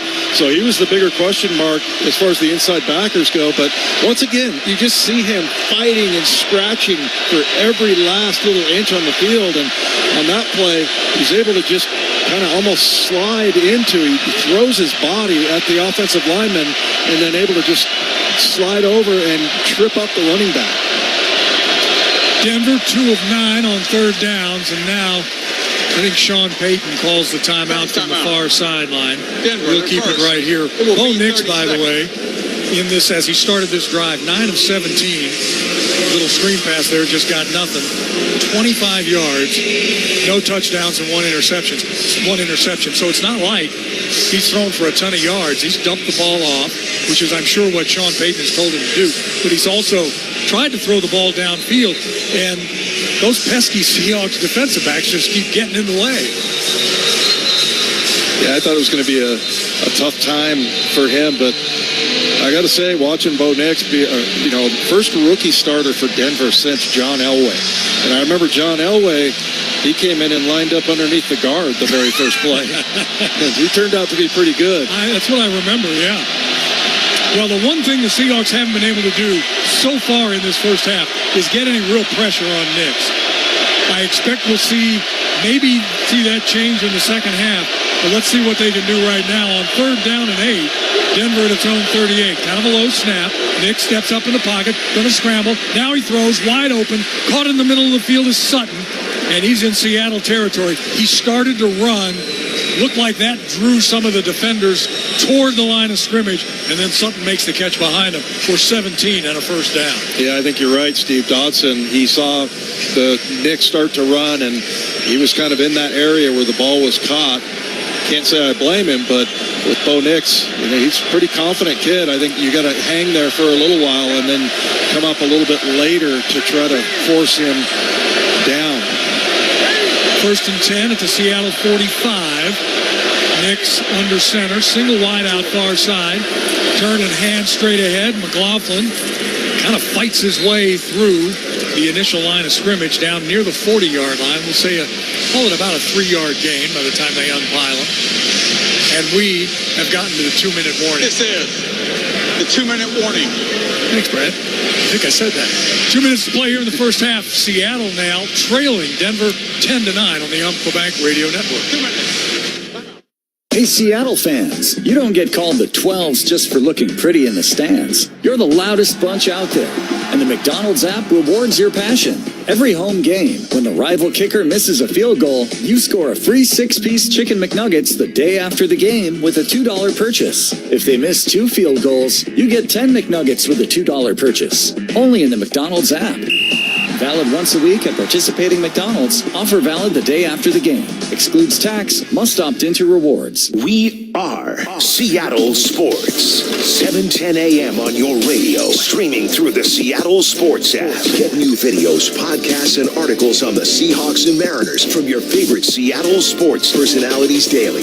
The top-ranked care at Fred Hutchinson Cancer Center is built around our groundbreaking discoveries. If you or a loved one is facing a cancer diagnosis, learn more about our life-saving research and life-affirming care. Fred Hutch, talk with us today. Looking for Seahawks tickets? Sign up for text notifications to receive alerts about last-minute ticket availability and offers. Simply text the word Seahawks to 71211. Go Hawks! The Western Washington Toyota dealers are sending one lucky 12 home with the Seahawks Tundra from the Toyota Fan Deck inside Lumen Field. 6 lucky contestants will be chosen to attend the December 22nd game versus Minnesota on the Toyota Fan Deck. One of them will be walking away with a new Seahawks Toyota Tundra. 1 entry per person. Must be a Seattle-Tacoma designated market area resident, 18 or older with valid driver's license and motor vehicle insurance to participate. To enter, visit Seahawks.com/Toyota. No purchase necessary. The deadline for entry is December 1st, 2024. Steve Rabel here, reminding you to trust locally owned Pella Windows and Doors of Western Washington to tackle your project.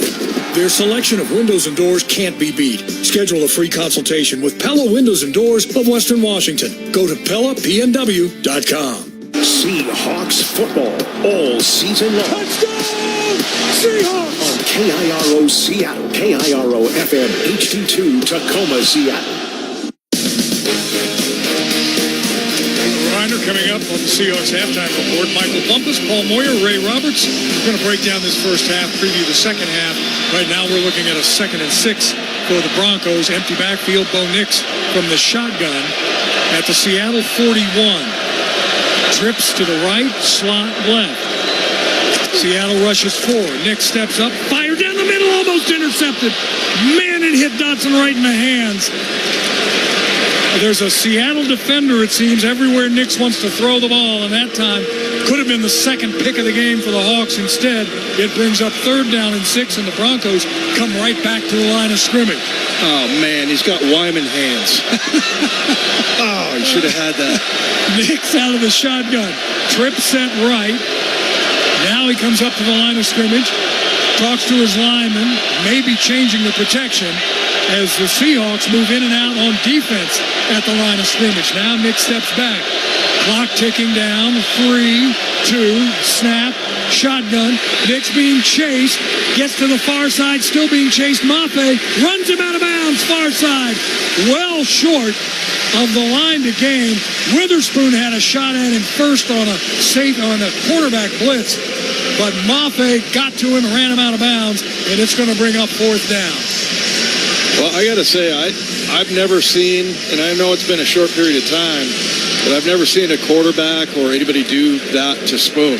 I mean, he beat him to the edge, and I think Witherspoon's mad at himself. He didn't take a great angle, but Bo Nix can run.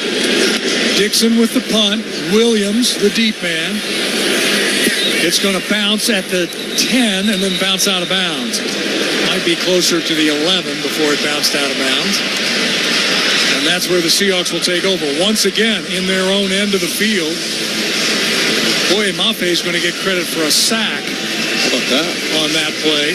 That was really well timed by him. And, I said Spoon couldn't get there, but Mafe, surprising speed there to get to Nix there. And he executed it perfectly. He didn't hit him. He didn't hit him out of bounds. He hit him inbounds and then didn't allow him to get any extra yardage. And I was shocked by the speed we saw there from Boye. The first sack of the game for the Seahawks.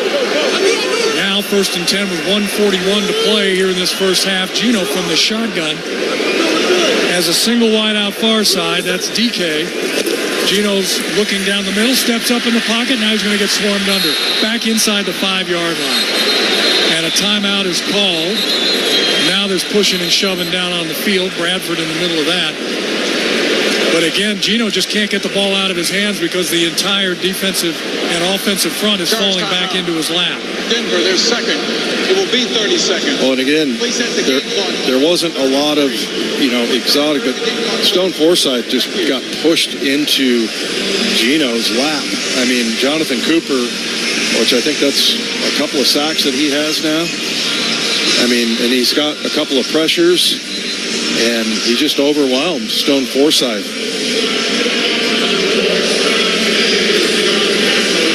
It is the thing that, while we were all talking about the aggressive defense and the exotic kind of offense, it still all starts up front. 2nd down and 16. Empty backfield as Walker comes wide to the near side. Quick throw, bobbled by Walker. He gets hit at the 1 and then pushed back into the goal. But his forward progress is going to be stopped at about the 1 or 2. I was going to say, we can't take another safety. No, that might set an NFL record. But Walker gets the ball, but bobbles it. Had a little running room ahead of himself, but then bobbled it, and that gave the defense time to get to him.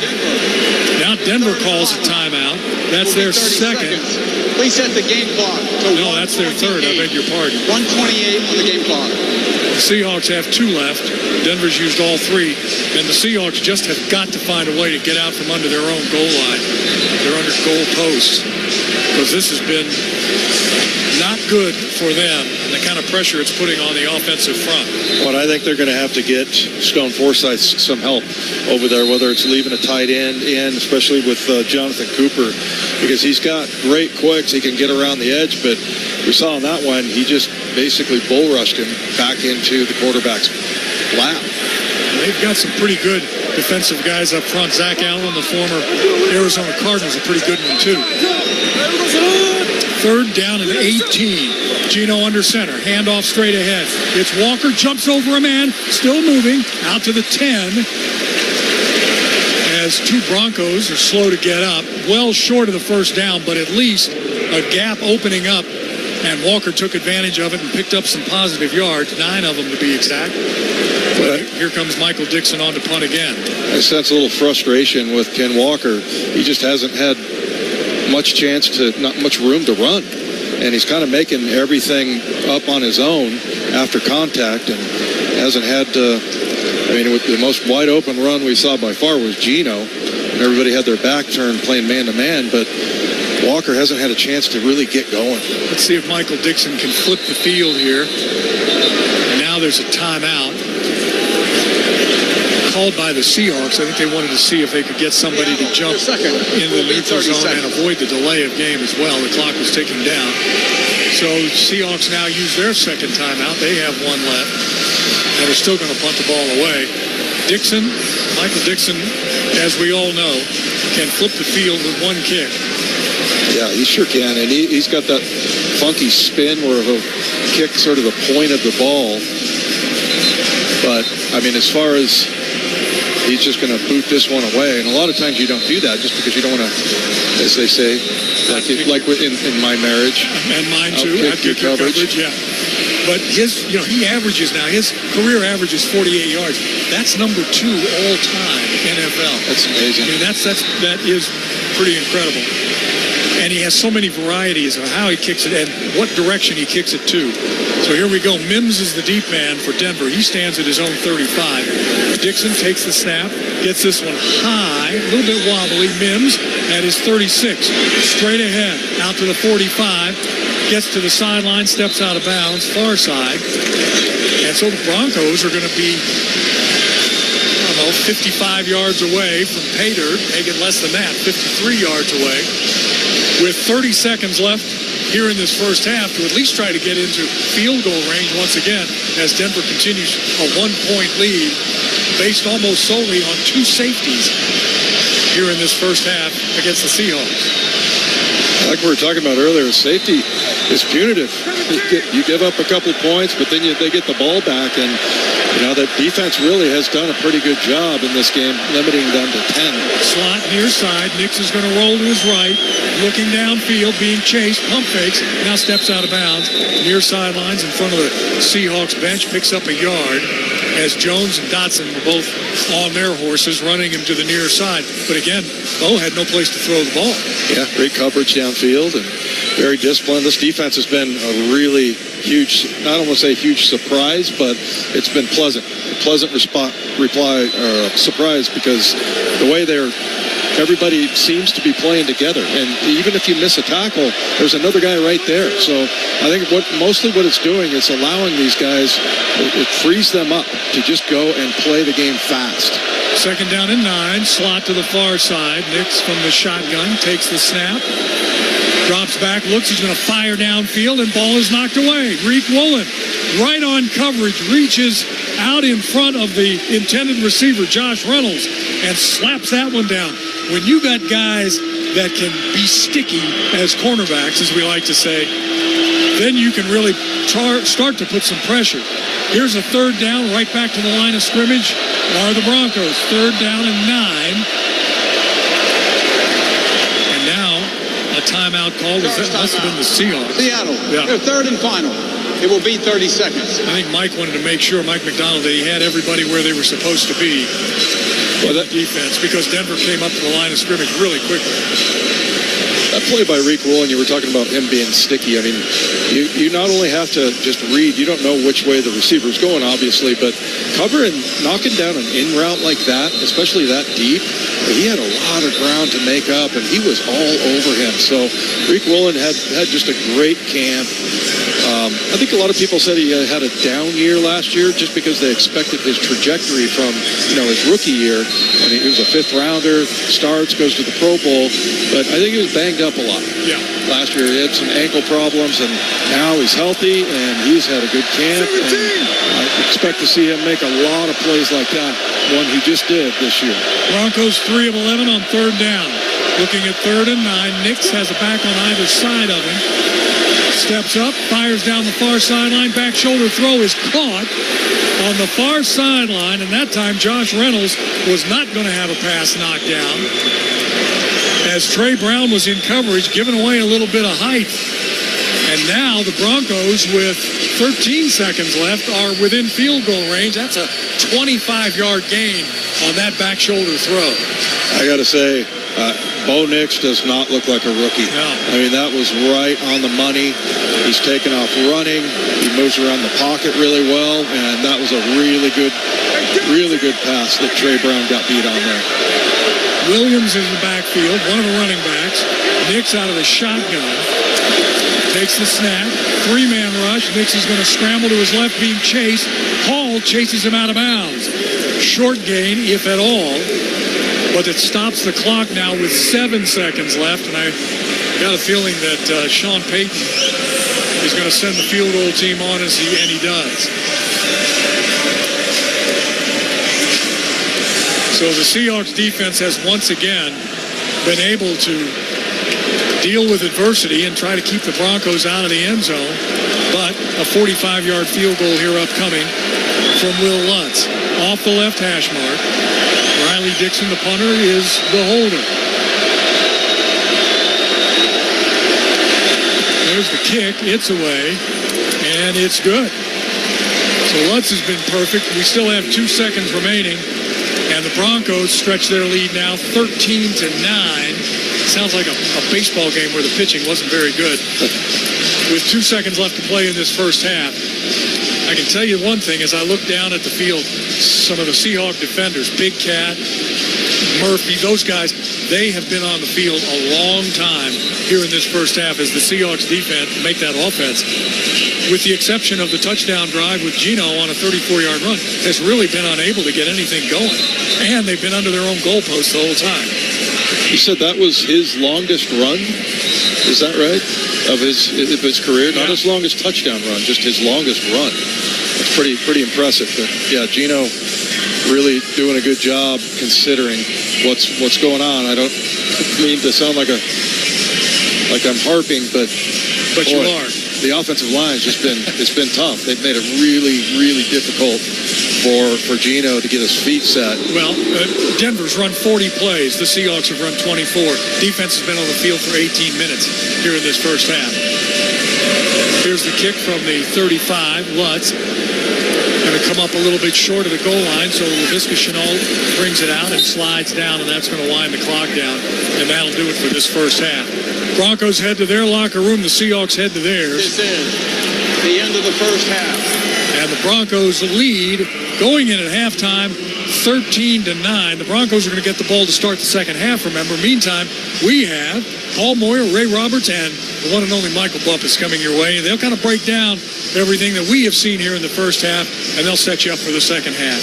Stand by. We'll see you after the halftime with the Seahawks down by 4.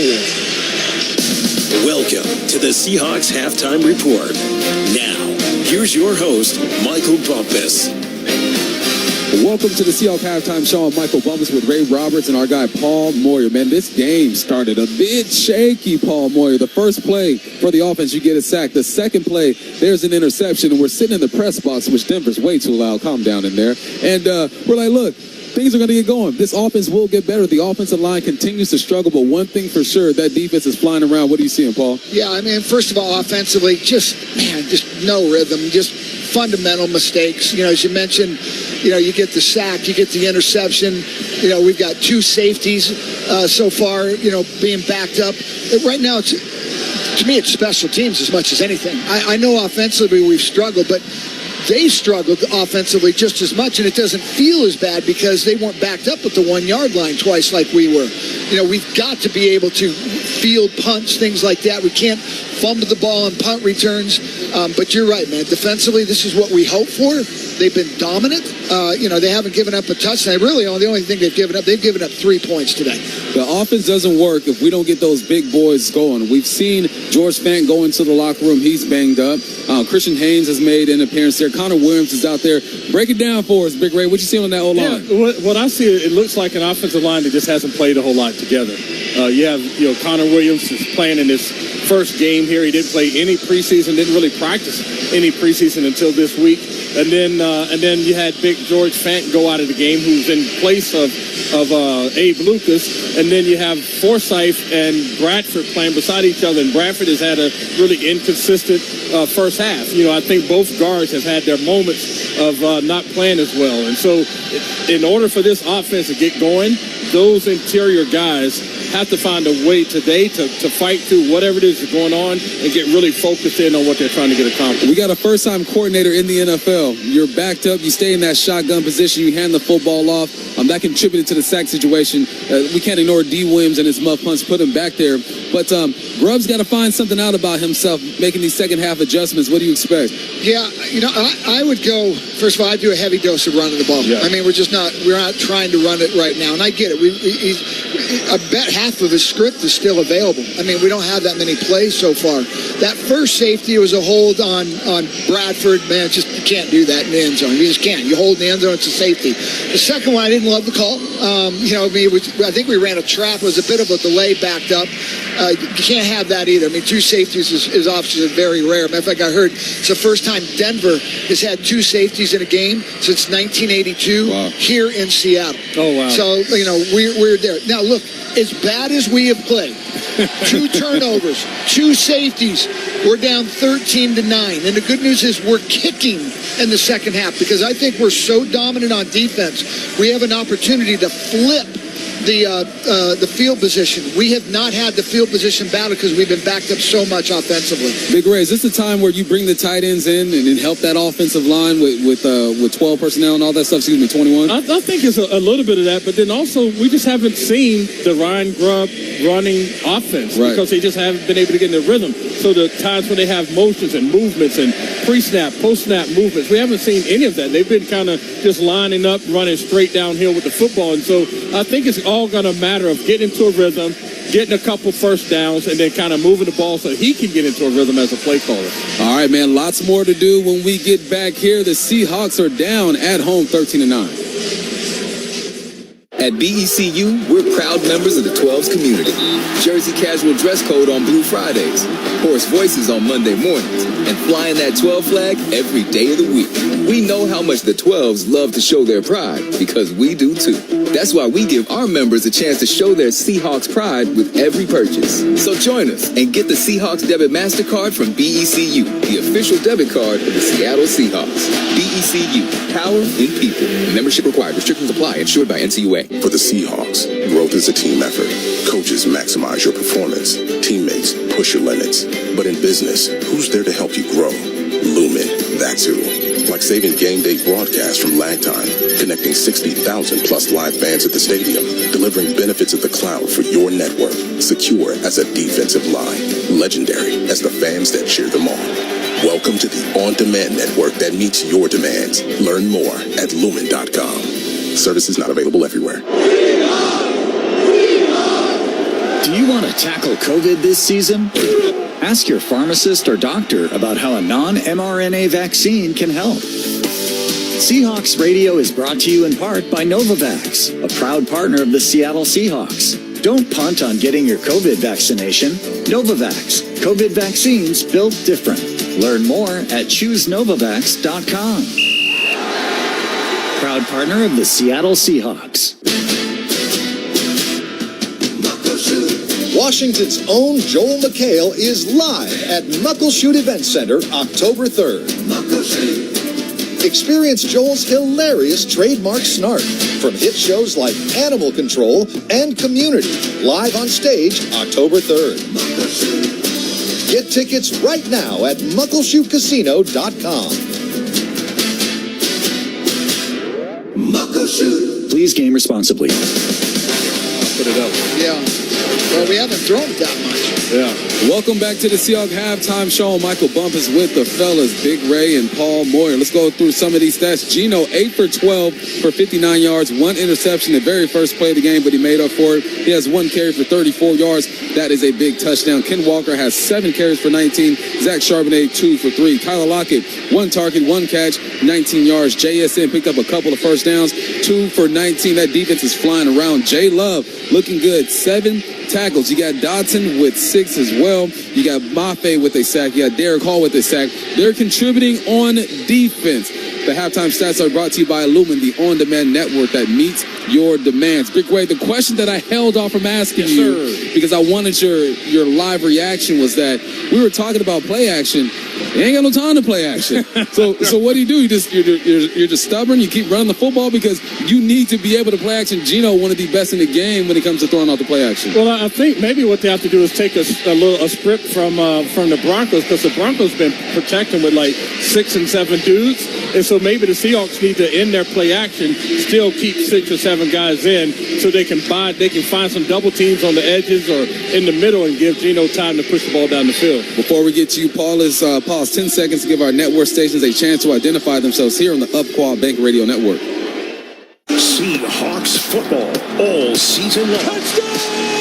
Seahawks! On KIRO Seattle, KIRO FM HD2 Tacoma, Seattle. Yeah, I would say one thing on that, too. Like, they're running quick screen, right? They're not running bubble screen. We're running bubble screen, so we're working our way back. I would say they're playing off 8-10 yards a time. Just get it out there. I don't care. Give me 5 yards. I'll take that right now. And now they got to tighten it. Now we can do some play action. But if we don't open that play action opportunity up with running the ball and forcing them up to the line of scrimmage, it doesn't work as well. Yeah. How do you mess around with the personnel? We've seen some shuffling on that offensive line, but if you are Grubb, are you looking at 25, Kenny McIntosh, my dude, and saying maybe you give us a spark off the bench? Well, I don't know. It's the first game, and I don't think you want to show signs of panic. You know what I'm saying? And so I think they kind of stay with what they have. I think they need to come out in the first half and establish a drive so that everybody can kind of get into a rhythm. The play caller, the quarterback, the offensive line, the whole nine. Anything more you need to see on defense? No, sometimes you got to win a game on defense. The only thing is we've had a chance for 3 turnovers. So we had our hands on 2 passes we could have intercepted. We caused a fumble. They got the ball. That's 3 times an opportunity. Second half, I think we'll still have those opportunities. We got to come up with them. We got to flip this field position and confidence for our offense. Yeah. Well, you know what, fellas? I've been married 15 years, so I can admit when I was wrong. I thought the offense would come out and lead the charge, but it's the defense doing what they have to do. They're flying around and they are making plays, man, and they're going to make more plays in the second half. When we return, you'll hear the voice of Steve Rabel and Dave Wyman. All that's coming up next on the Umpqua Bank Radio Network. The brand new John Curley and Jake Skorheim Show. Rachel 425 says, I'm glad to hear Jake can now help out getting all his kids to bed since he won't be in the studio at night. That is really nice. I was getting home at like 10:45. Yeah, we did it for your kids. Yeah. Appreciate it. Streaming live on your smart speaker. Hey, Tyler Lockett for Brown Bear Car Wash. You know what's hard to beat? That Brown Bear coverage. With Washington's largest car wash network, they definitely have you covered. Brown Bear car washes are fast and convenient. And with the Unlimited Wash Club membership, you can wash as much as you like, wash fast, and wash green at Brown Bear Car Wash, the official car wash of the Seahawks. It's time for some football, and Ticketmaster is your MVP. As the official ticket marketplace of the Seattle Seahawks and the NFL, Ticketmaster's got the best way to take it to the house when it comes to being there live. They're the safest and most convenient marketplace to score fully verified Seahawks tickets. And if your plans get broken up, or worse, turned over, Ticketmaster gives you more flexibility to sell your seats. So get those touchdown celebrations ready and score your tickets today at Ticketmaster.com/Seahawks. Seahawks football is brought to you by Seattle Seahawks small business partner Equipment Experts, a woman-owned fleet service that offers extensive shop and mobile repairs on trucks, forklifts, heavy equipment, refrigeration, and aerial equipment. Equipment Experts. Cairo News Radio gets you ready for each and every Seahawks game. Touchdown! Seahawks! Listen to the Mike McDonald preview on Seattle's Morning News. Trying to push the envelope, trying to win on the margin. That's the only way to go about it, to win in the NFL. Fridays with Hawks broadcaster Steve Rabel. And don't miss the Mike McDonald Show the morning after the Hawks game at 9:30 on Seattle Sports. Hey, great job, baby. Great job. Cairo News Radio and Seattle Sports, the official home of the Seattle Seahawks and the Mike McDonald Show. Holy catfish! Seahawks football all season long. Touchdown! Seahawks! On KIRO Seattle, KIRO FM HD2 Tacoma, Seattle. Welcome back to Seahawks football. Now, with the second half kickoff, here's Steve Rabel. Well, like the guys at halftime said, give up a couple of safeties. Can't get anything going on offense. 20% conversion on third downs, and you're only down 4, 13-9. That's pretty good. Seahawks will turn things around here in the second half. We go down to the sidelines. So what are the Seahawks going to do, Jen, to do just that? Well, they're going to keep their poise. That was the big message that Mike McDonald was going to give his team at halftime. Just keep your poise so that you can make the plays on offense. If you want to see those rushing yards go up, yeah, well, so does Mike McDonald. He wants to see that ball moving a little bit more on the ground. And defense, just make sure that communication is on point. We talked about that a little bit in the first half. The 12s are doing their job. The defense needs to dial it in a little on that communication. And Steve, you mentioned second half adjustments. We have seen that so many times from the Seahawks over the years. We'll see if that is still part of their DNA as they get started here. Well, you got to make the rookie quarterback, Bo Nix, Dave, uncomfortable, and they've not done that very much so far today. I expect to see him dial it up a little more. The coverage on the back end has been terrific, but as Jen said, got to run the football better. Ken Walker has 19 yards in 7 carries. Gino is the big rusher with the 34-yard touchdown run. Take that away, you got nothing. Yeah. So I think I lost my poise in the first half, definitely. Yeah. A little worried about the offensive line, that's for sure. But, it can't get much worse than this. So I feel like the defense has really done a good job to look on the bright side. And I think it's as promised. And I think everybody was kind of more excited about the defense than they were the offense. But to me, up front, I mean, there's just guys, like I said, individually getting beat. So, I mean, you could turn that around. You could turn things around, but it's not like it's anything exotic. It's like it's just a man-to-man type of butt-whooping. Well, the Seahawks will go on defense here to start this second half. Here's the kickoff by Myers. It's going to come down to Mims at the 1. He's going to bring it up across the 10, 15, 20. Goes back out to the right side, tripped up and dropped. Short of the 30. Nice play, Derek Young in on the tackle far side. So the defense has a chance here to kind of set this tone now for the second half. Let's see what adjustments they make. See if we can get a quick 3 and out and get the Seahawks the ball offensively in decent field position. Those 2 safeties happened because the Hawks were on their own 1-foot line on 2 separate occasions in the first half. Well, they're out. The defense was on the field for so long. I mean, not because they weren't doing their job, just because the offense was turning it over 40 plays in the first half. Bo Nix goes up under center on 1st and 10 from his own 27. Has one back behind him. And that's McLaughlin who gets the ball, and he is just dead to rights. Mafe is across the line of scrimmage as fast as you can say, Boye Mafe, for a loss of 4. Yeah, they put that heavy package in they have where they substitute an offensive lineman in there, and he's too slow to get to Boye. Boye got in the backfield. He seemed to know that play was coming, and that's the way to start off. 4-yard tackle for loss. By the way, the heavy package just went to the sidelines. 2nd down and 14. Empty backfield now for Nix. Spread out, slots to both sides. Silent count. Nix takes the snap. Look, underthrows his intended receiver on a crossing route. That's Troughton in the tight end. Has good pressure coming. Dotson in coverage. And already that time, the Seahawks defense was closer to getting to Bo Nix than almost any time I can remember in the first half. Well, not only that, first of all, Bo Nix, what poise that kid has. He's not exactly a kid. I know he played 61 games in college, but, you see Dodson on that coverage, Steve. I mean, I feel like it looked to me like it was zone, but if you're in a zone and you're just covering a piece of grass, what's the point? And you saw Dodson just jump the route and almost get a pick. 3rd down and 14. Nix empties the backfield. Williams comes up to the line of scrimmage. Flag is down. Might be a delay of game. Prior to the snap. Delay of game. There you go. Offense. 5-yard penalty. Still go down. That's the first rookie thing I've seen him do. He was trying to get everybody set, but I think he was also clapping to get the ball, and the center just never responded. By the way, the center, former Husky, Luke Wattenberg, his first year as a starter with these Broncos.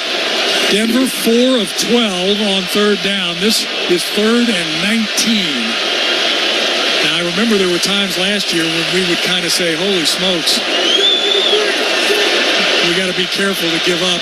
Clock is ticking down. 3, 2, Nix looks, trying to set up a screen pass, does. Far side, McLaughlin makes the catch, spins out of one tackle, but can't spin out of the second. As man, oh man, again, the Seahawks just fly into the football, a gain of a yard.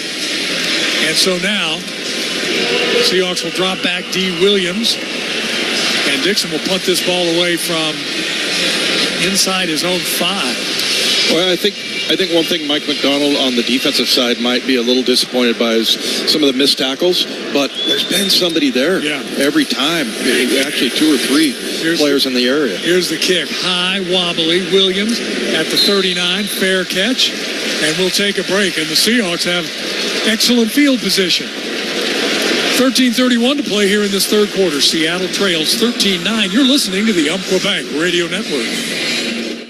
This September, Legends Casino Hotel is your home for live entertainment. Come see Quiet Riot, Tiffany Haddish, and Roy Jones Jr. presents world-class boxing only at Legends Casino Hotel. Come for the entertainment and stay for the luxury. Spacious, comfortable rooms, all your favorite casino games, and experiences like golf stay and play and a spa coming soon. It's your new favorite road trip. Listen to the game and make the drive to Yakima Legends Casino Hotel. Legends Casino Hotel, within winning distance. Please game responsibly. Every cancer is different, and cancer treatment should be as specific as the diagnosis.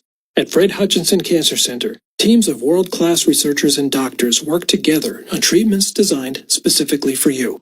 Fred Hutch. Talk with us today.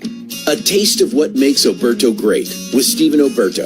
I'd say we were indoctrinated in the family business ever since you were born. One of the most satisfying parts was when people would share all their stories about the adventures they went on and how our products played a part in that, how they wanted to bring Oberto with them. And so there's always this sense of responsibility for us to perpetuate not only the great products we make, but to perpetuate those nostalgic memories.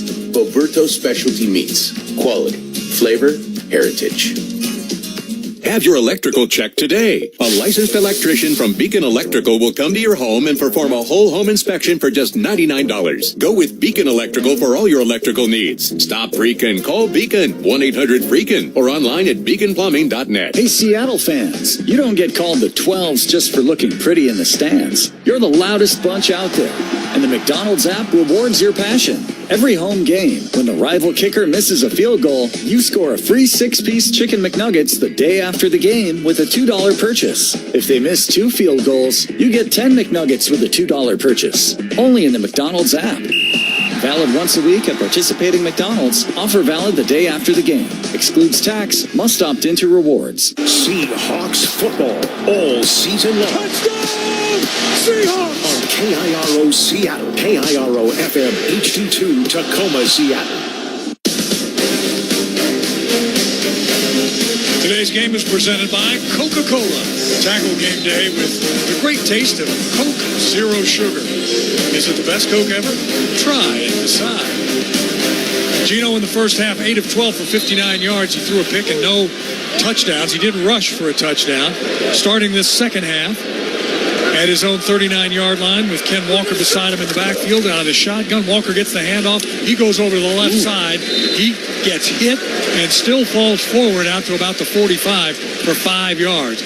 Now that's good. If you can get 5 yards of carry, that's what you're looking for. And here comes the offense right back to the line of scrimmage on a second down and about 4.5.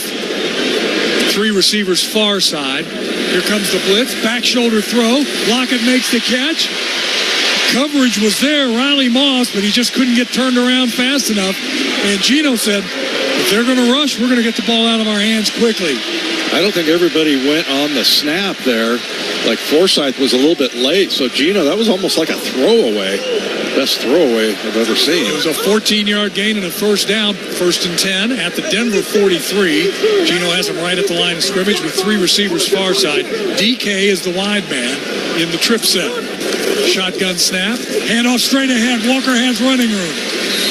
He's inside the 40. Man, he had a head up of steam, and it took a couple of defenders to bring him down, led by Singleton. A 6-yard gain for Ken Walker. Well, he looks different to me this year, and he looks angry. When he's running, he's got that angry run. He wants to run people over. And you saw the play before Singleton where he makes the solo tackle, and it was he got punished. I mean, he made that tackle, but was going flat on his back. Second down and 4. Gino under center, going to turn the hand to Walker again. Has running room right up the middle. Makes the first two men miss. Makes a second man at the tackle spot miss. And finally is dropped short of the 20-yard line. A 15-yard gain. Brandon Jones finally grabbed a hold of him, brought him down, and Gino gets the offense right back to the line. Slots to both sides. Now the Seahawks move. Up front, that's going to cost them 5 as the right side of the line moved. Ball start. Offense, number 78. 5-yard penalty. Still first down. Stone Forsythe on the right side along with Anthony Bradford moving there. That's the 4th penalty on the Hawks. Those are the things, too, you got to fix because you got some momentum going here, and the last thing you want to do is stop it with a penalty. First and 15 at the Broncos, 27. 11.5 to play here in this third quarter. Seattle trails by 4. Gino takes a shotgun snap, hands off to Walker again. This time he's tackled. Singleton gets off of his block. The former Seahawk inside linebacker holds Walker to a 4-yard pickup. I'll tell you what, I think maybe the way to slow Cooper down is to go right at him. You saw Stone Forsythe there just flat back him. I mean, he's got a couple of sacks, but they ran the ball right at him, and Forsythe did a really good job. Finished by planting him into the turf. 3 receivers, including JSN on the left side, but JSN is just winged off the tackle outside. Walker's going to run it again. JSN throws a block. Walker turns upfield. He dives in. Touchdown, Seahawks. Check in the dictionary under answer, and that's what the Seahawks offense just did. Right down the field to start the second half. Ryan Grubb said we want to run the football. By golly, they did. Walker from 23 out puts it in, and the Seahawks go back on top, 15-13. Well, and again, they came right at him. And on that side with Jonathan Cooper, where he's been getting lots of sacks, they're able to break one finally. And I think Ken Walker was frustrated there for a while because he kept hitting these 5, 6, 7-yard runs, but he's just like a tackle away from breaking one, and that time he did. Jason Myers with the PAT, and with 10:44 to play in the third quarter, the Seahawks have a 3-point lead over the Denver Broncos, 16-13. This is the Umpqua Bank Radio Network. Hey, college students, want to save more on groceries? Every dollar counts, so my friends at Safeway are helping by giving all university, community, and technical college students an extra 5% savings every day. It's called Safeway for You. Sign up is free and easy. Safeway for You members get extra savings with perks, points, and free products. For all the details and terms, visit Safeway.com/FOR and the letter U. That's Safeway.com/for-you. Standing on Top Barbershop is excited to be your #1 place to get your hair cut and personal style, serving the entire family. They're offering 12% off Tuesdays exclusively at their Auburn location to all fans wearing blue and green. Standing on Top Barbershop. At BECU, we're proud members of the 12s community. Jersey casual dress code on Blue Fridays, hoarse voices on Monday mornings, and flying that 12 flag every day of the week. We know how much the 12s love to show their pride, because we do too.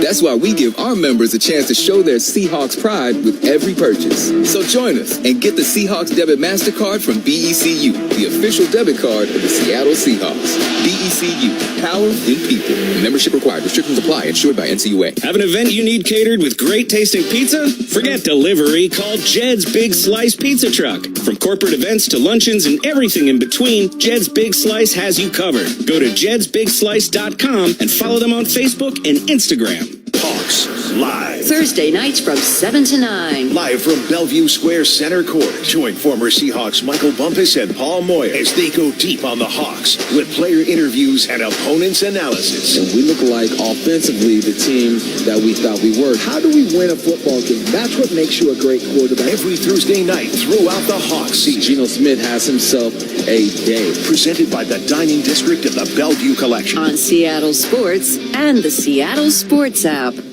Seahawks football all season long. Touchdown! Seahawks! On KIRO Seattle, KIRO FM HD2 Tacoma, Seattle. just exactly what the doctor ordered coming out at halftime for this Seahawks offense. Right down the field, 6 plays, 61 yards, 2:47 off the clock, and Ken Walker with the 23-yard touchdown run. Makes it a 16-13 Seahawks lead as Myers has it teed up at the 35. How about that? 5 of the 6 plays went to Walker. That was the Ken Walker drive. That was the smart part of that whole thing, and this ball bounces in the end zone and out of the back of the end zone. Tremon Smith was the closest man to it. Catch Seahawks 5th quarter tonight on King 5 following Sunday Night Football. Paul Sylvie, Walter Jones, and yours truly will break down today's game. We'll be joined by a couple of Seahawks players as well. That's Seahawks 5th quarter tonight following Sunday Night Football on King 5. And again, the Seahawks defense set the tone to start that second half as they forced a punt early on. And here's the Broncos now with their second possession of this second half. 1st and 10 at their own 30. The rookie, Bo Nix, 6'2", 217, so he's a big guy. He can run the ball. He's not afraid to pull it down and run it. He's going to throw a little flare pass outside, and man, a sure tackle out in the far flat on the Seahawks, by the Seahawks. 2-yard gain. We head down to the sidelines and Jen. It's that kind of defense and that kind of pressure that caused Sean Payton to tell the Broncos offense, look, help your quarterback. The message wasn't to Bo Nix. He is playing, as you said, not like a rookie quarterback like you would expect. But for the rest of the team, he wants to see a little bit of help there with all that Seahawks defense is doing to rattle them. Well, and Julian Love just made a terrific open field tackle, one of many today. 2nd down and 8. From his own 32, Nix under center. This time he's going to hand the ball off straight ahead. McLaughlin has running room right up the middle. And again, it's Julian Love there to make the tackle. And he had to be because there was a big open space right through the middle. Dodson a little bit slow to get up off the ground. That's a 15-yard first down run by McLaughlin. Boy, you know the weird thing about that looked like the way we played run defense last year. And you saw Dodson just kind of hang there. He didn't attack the line of scrimmage. And I think his gap was the one that was open. And he just kind of hung around and let the blocker come out to him. 1st down and 10 at his own 47. Nix under center. Going to hand it off again.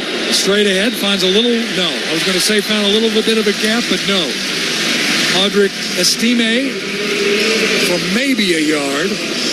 Yeah, he hit a little room, and then Jerome Baker happened. He came flying across, and again, we haven't seen him play a lot, but great pickup. He played, had really 6 really solid seasons down in Miami. Yeah. Everybody was worried about him, you know, what he didn't play in the preseason and camp, but the guy's got over 600 tackles. 2nd down and 8. McLaughlin starts out wide on the left. Now he comes back into the backfield, lines up just to the left of Bo Nix. 3 receivers to the right side. Nix gets hit, gets rid of the football. McLaughlin makes the catch, but he's trapped behind the line of scrimmage. Great pressure by the Seahawks. Oye Mafe made that look easy. I mean, it was just like he ran right around him. It was, and he's made that where he gets the edge and then dips his shoulder and gets low and gets the angle to the quarterback. A 3-yard loss back to the line of scrimmage on 3rd and 11 of the Broncos. Here comes the blitz. Nix has time, throws it out to the near side flat. Fumble! The ball is recovered by the Seahawks. McLaughlin made the catch out of the near side flat. I think it was slapped out of his hands by Kayvon Wallace. And the ball was just laying there, and Dave started to dive out of the booth because his reaction is, if a ball's on the ground, I'm going for it. The Seahawks have the ball, and they have the momentum here in the second half. Rolling on the field is a catch with a fumble and recovery by Seattle. It's 1st down. And we will take a break. 8:03 to play in the 3rd. Seattle leads by 3. They have the ball back.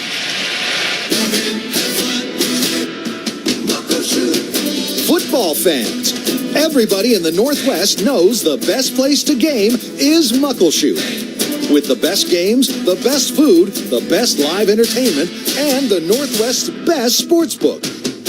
All roads lead to Muckleshoot Casino. An easy drive from wherever you are. Please gamble responsibly. Muckleshoot.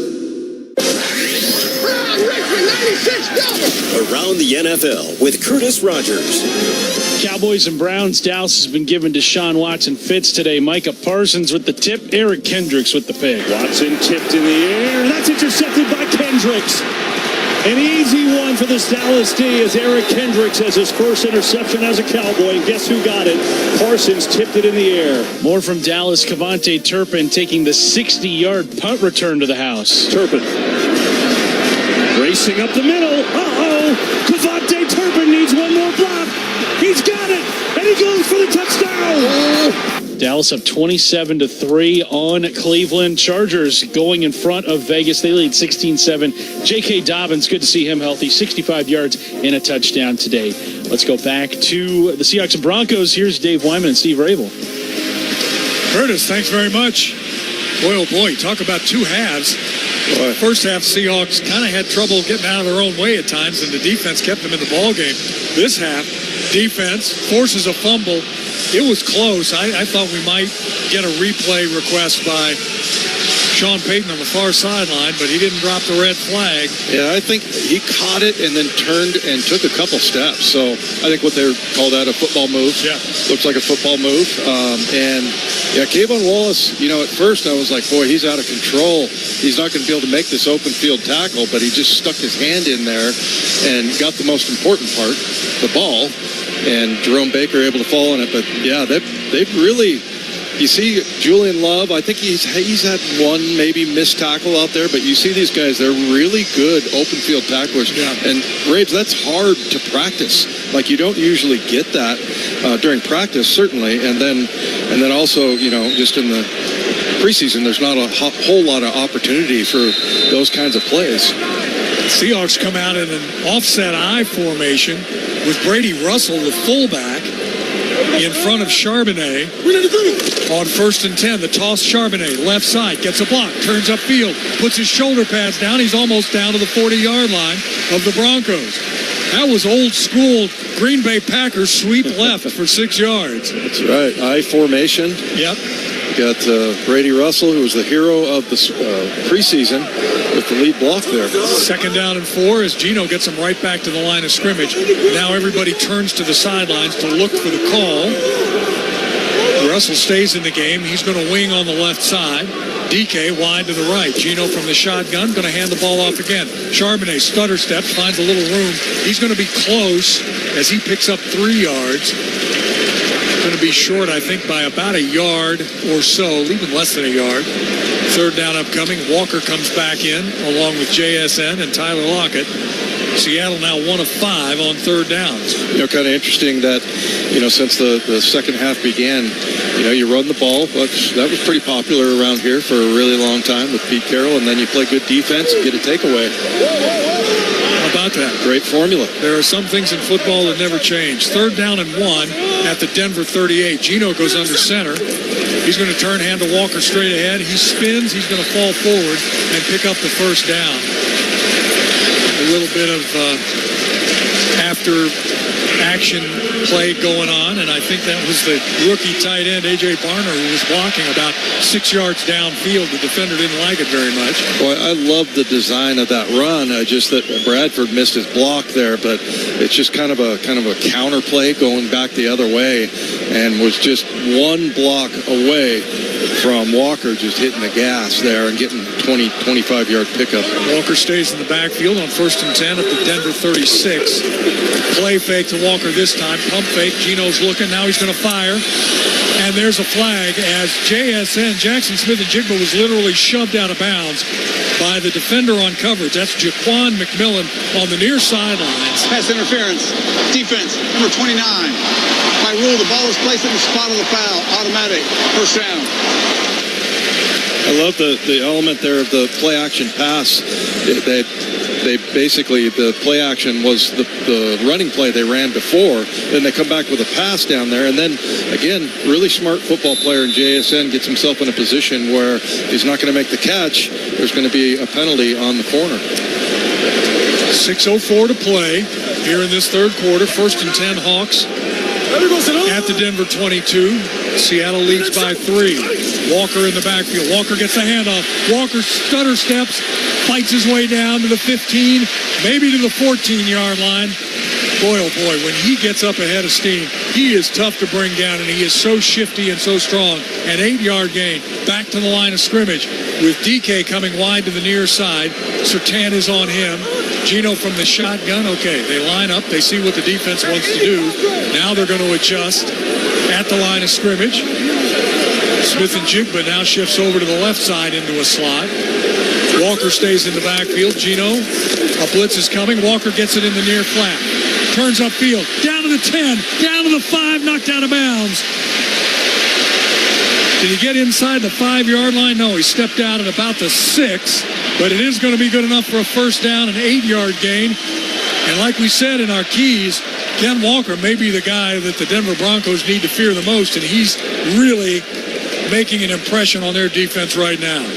Boy, Alex Singleton, I almost feel sorry for him. He's trying to make an open field tackle. I can't believe K9 got the edge there, but he incredibly quick. You know, you talked about how his lower body's gotten a lot bigger, but he's quicker too. First and goal at the 6. K9 gets the handoff. He's heading for the goal line. He dives in again. Touchdown, Seahawks! That's 2 for 2 dives for Ken Walker in the front corner of the south end zone. This one from 6 yards out. Number 14. 10-yard penalty. And now they're going to call it a hold on DK, who prides himself on being able to block for his running backs. And this time they're going to call a hold. We're getting a look at the replay here as he comes inside on Surtain.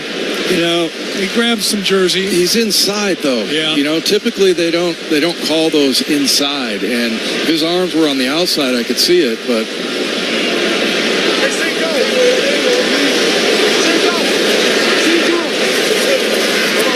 I beg your pardon, it was Jones that he was called for holding, not Surtain.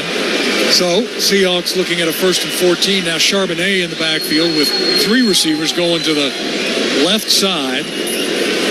Gino wants to throw, going to throw right down the middle, and incomplete. I'm not sure who the intended receiver. I guess it was Fant, but I don't know that he ever turned around and saw the football as he was being covered tightly in the back of the end zone. I think Gino thought he was going to run a seam there, throw it more inside towards the goalpost, and Fant was running more towards the corner of the end zone. 2nd down and 14. Actually, 2nd down and goal from the 14. JSN wide to the right side. Now he comes back in motion to the left. Handoff Walker going left side. Breaks free. Can he get away from the tackler? He can. Down to the 10. And he's knocked out of bounds far side. He gets 4. And it'll be 3rd down and goal now from about the 10-yard line. Again, well within Myers' field goal range, but boy, you want to really start to put some distance between you and Bo Nix and that Denver offense with a score here. Quick snap, Gino looks, has time, breaks through, throws far side, incomplete. Through the hands of Walker as Gino fought through 2 sack attempts back near the 20-yard line. Threw that ball high to Walker in the left flat. Walker tried to bring it down. He could not, and here comes the field goal team on.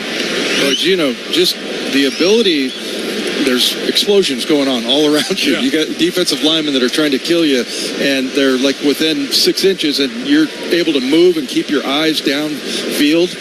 You can understand why he overthrows K9, and he knew where he was. He just threw it in that general direction because he was about to get sacked. But really good job by Gino keeping his eyes up, but just superior coverage from the Broncos. 28-yard field goal attempt from Myers, and he boots it through. So the Seahawks do score some points in this drive as well. 4:09 to play in the 3rd.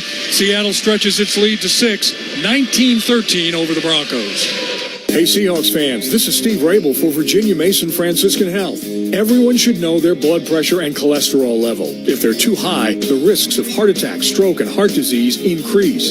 That's why seeing your primary care physician is so important. Simple things like eating healthy, daily exercise, and quitting tobacco will give your heart the support it needs to keep you in the game. Talk with a doctor today and schedule your appointment at vmfh.org. That's vmfh.org. Hey, Seattle Seahawks fans, ready for some football? But what happens when life tackles you too hard? Accidents can happen on and off the field. When they do, you need a strong team on your side. At Carpenter and Zuckerman, they're proud sponsors of the Seattle Seahawks and even prouder of their winning record in personal injury cases. If you've been injured, let them fight for the compensation you deserve. Don't let an injury sideline your life. Call Carpenter and Zuckerman personal injury lawyers today and get the justice you deserve. For the Seahawks, growth is a team effort. Coaches maximize your performance. Teammates push your limits. But in business, who's there to help you grow? Lumen, that's who. Like saving game day broadcasts from lag time, connecting 60,000 plus live fans at the stadium, delivering benefits of the cloud for your network, secure as a defensive line, legendary as the fans that cheer them on. Welcome to the on-demand network that meets your demands. Learn more at lumen.com. Services not available everywhere. Seahawks fans, there's nothing better than being live here in the stands to cheer the team on all season long. As the official ticket marketplace of the Seattle Seahawks in the NFL, Ticketmaster gives you the safest and most convenient way to score tickets, so you'll never miss a single play, whether you're cheering on the Seahawks at home or away. Find tickets today at Ticketmaster.com/Seahawks. A 10-play, 37-yard drive. Almost 4 minutes off the clock. Myers with the 28-yard field goal, but a Walker touchdown run was nullified on a hold. And that's too bad, but the Seahawks still now stretch their lead to 16-13. Seattle has scored the last 9 points. How about the defense really stepping up to her? 2.8 yards per play. That's a winning effort right there. Gave up 7 first downs. They got a couple of turnovers. But Denver, the Seahawks defense has really been allowing our offense a little bit of extra time to figure things out, and it seems like they've done that. Here's the kick to the middle of the end zone to Smith, and he's just going to take a knee. And the Seahawks defense, again, which has really done a stellar job here today, comes back out on the field against Bo Nix and company on the other side.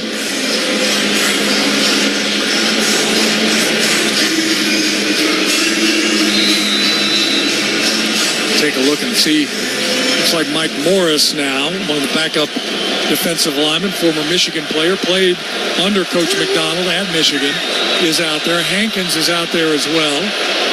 Derek Hall is out there as one of the rush outside backers on 1st and 10. Handoff inside. Not a lot of running room.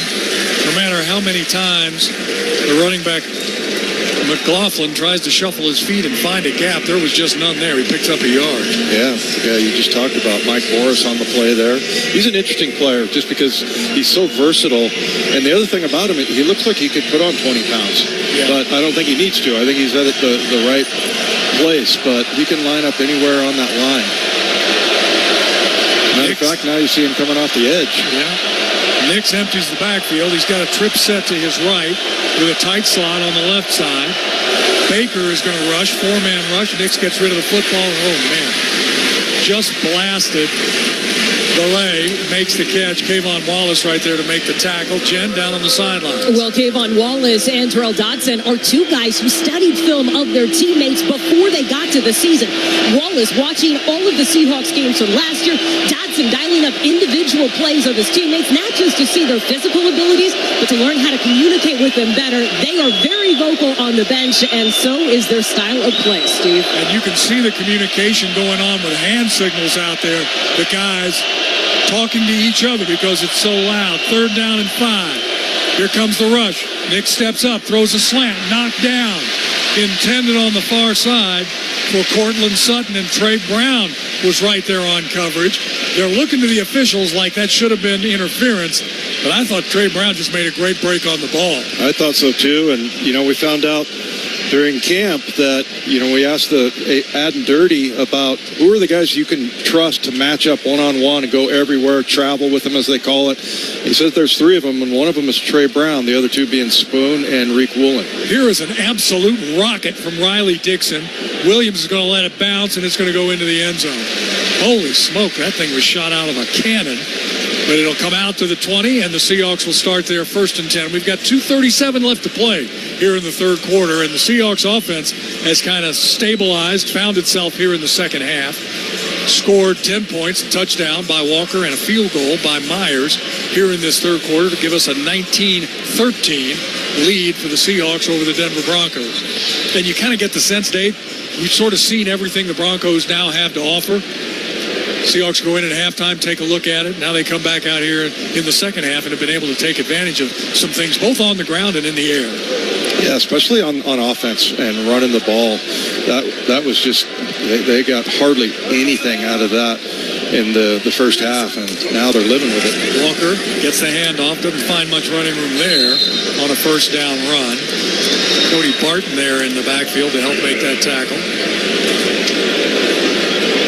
Bring up second down, no gain on the play. So just as we talk about how the offense has kind of found its stride a little bit. Yeah, thanks Everything closes up in a hurry. Yeah, sorry about that. Thanks for setting me up for that. Jinxed him. Second down and 10. Again, at the 20. Field almost all in shadows now. Great day for football. Temperature's very comfortable here in Seattle. Second down and 10. Gino out of the shotgun. Going to hand the ball to Walker. He goes left side. He's going to fight his way across the 30 for a first down. Man, when he gets past that initial line of scrimmage, A, he's tough to bring down, but B, he just gets there so quickly that the defense can't react. He picks up 12 back to the line of scrimmage with the Seahawks. DK goes over to the left side. Walker stays in the backfield on a quick snap to Gino. Stepping up. Now he fires in the middle. Lockett makes the catch. He's out near midfield. A first down reception. Broncos look like they're kind of slowing down a little bit now on defense. A 16-yard gain, and Gino says, get back to the line of scrimmage. He does. He's got DK far side. Bobo is out there with Tyler, so 3 receivers to the left. Noah Fant, the tight end, is on the right. And now here comes Bobo back over to the right side. Walker stays in the backfield, and Gino drops back behind the line of scrimmage into the shotgun. 4-man rush by Denver. Throw far side. Catch is made. DK might be a first down. Going to be close to the line for a first down. He was covered right away and hit. I think they're going to say first down, and they do. First down reception, 11 yards. Well, look at, if you just give Gino a little bit of time, which we didn't see in the first half, he is so accurate. He put that ball, it was a 30-yard throw there because, he's further outside, and it's right where it needs to be. So just give him a little bit of time, which the offensive line really, it's like night and day between the first half and the second half. Charbonnet in the backfield now with Gino from the shotgun. DK far side. Gino's going to roll to the right. Throws near side. He's got Lockett on the sideline, just waiting for the pass to be thrown. I mean, it's like playing pitch and catch out there with these guys. An 11-yard first down reception. Another first down for the Hawks. Yeah, that's just a great play design and a good job by Tyler Lockett running his corner off. The end of the third quarter. Sorry, but Brad was the one who interrupted you, not me. But it is the end of the third quarter. 15 left to play here at Lumen Field. In the home opener for the Seahawks, Seattle leads 19-13, and you're listening to the Umpqua Bank Radio Network. We are Seattle Sports. 7:10 a.m. on your radio. Streaming through the Seattle Sports app. Get new videos, podcasts, and articles on the Seahawks and Mariners from your favorite Seattle sports personalities daily. 2 iconic Seattle brands, Dania Furniture and the Seattle Seahawks, are partnering this season to deliver action-packed game days and a deluxe fan cave to enjoy them in. Dania has everything you need to do it right, from luxe power sectionals and sofas, complete with USB ports and cup holders, to chairs and ottomans, perfect for keeping guests comfy from kickoff and beyond. Shop one of our 4 local showrooms or shop online at DaniaFurniture.com. Dania Furniture. We make it simple. You make it home.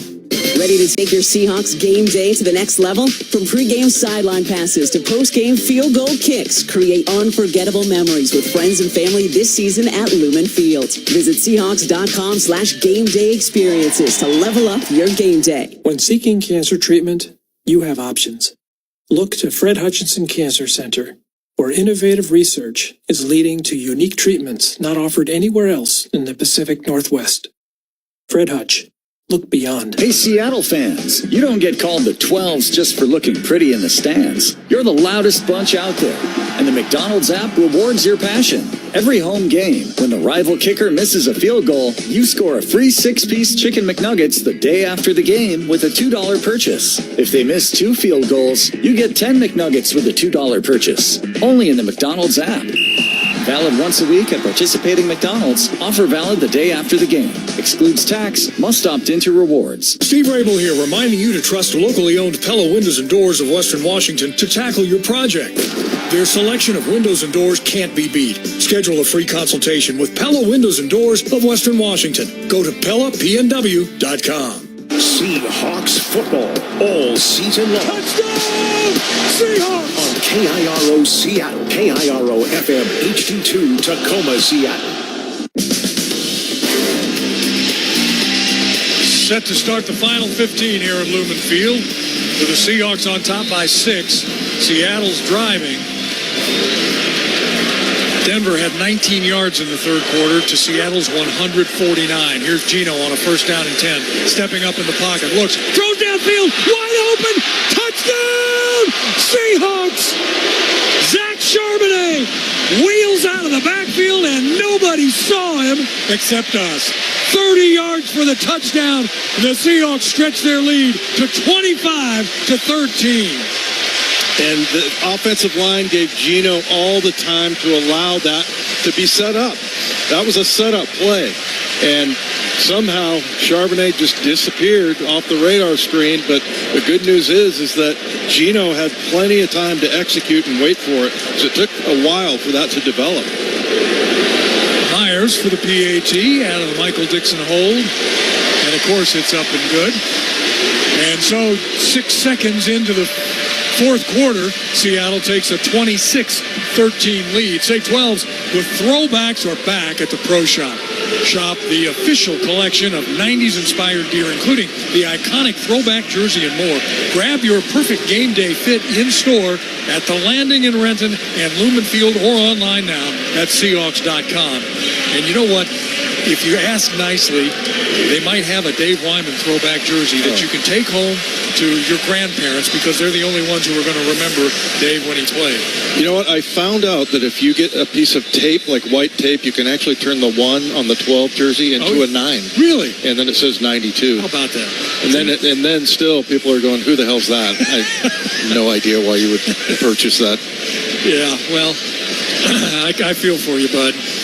I think, as I've said many times, they retired my jersey while I was still wearing it, so that was made for a tough thing. 6-play, 80-yard drive, 2:43 off the clock, a 30-yard touchdown reception from Charbonnet. You know, we got the coaches next to us. I got the feeling from their reaction that it was like that worked. Like we've been working on this all week, that we see something in their defense, a weakness, and they drop coverage on Charbonnet.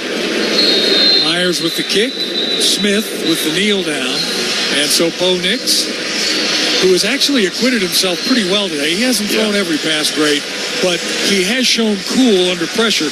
But there's also more pressure coming from the Seahawks here in the second half. And now that you've got a 13-point lead, if there's ever a time that you start to really bring the house against the rookie, this might be the time to start bringing some pressure. Yeah, especially if you can get another takeaway here. I mean, that would kind of shut him down. But I got to tell you, I've been very impressed by Bo Nix. He showed a lot of poise. This is a tough place to play. And again, he's the first rookie starter in Denver Bronco history since John Elway. Hand off straight ahead, and man, there he is nothing doing. Big Cat is there, along with Byron Murphy, the rookie. Byron Murphy, once again, can't be double-teamed. Williams just had nowhere to go. He ran into a host of Seahawks. And look who's in there making the tackle on the line of scrimmage. Spoon. Yeah. Smallest guy on the field. Biggest heart. He's amazing. No gain, second down and 10 from his own 30. Nick sends 2 receivers to the left. He's got 2 receivers to the right in a tight slot. McLaughlin in the backfield. Nix wants to throw. Here comes the rush. Quick throw near sideline is caught. Vele makes the reception for 5 yards, knocked out of bounds in front of the Seahawks bench. Jenkins, among others, for the Seahawks right there on the play. Dave, what you said a little while ago, I'll make that point in a minute, about how there's always somebody there where they're supposed to be on defense to make the tackle. Denver 4 of 15 on third downs, looking at a 3rd and 6 with a trip set left. Single set back, Nix. Shotgun snap, going to fire over the middle. Ball is caught, and a great tackle is made. Guess who? He's made about 100 tackles today, and that's Dodson. Keeps the tight end, Dulcich, from getting to the first down sticks. And let's see if they want to punt to the Broncos. I think they're going to.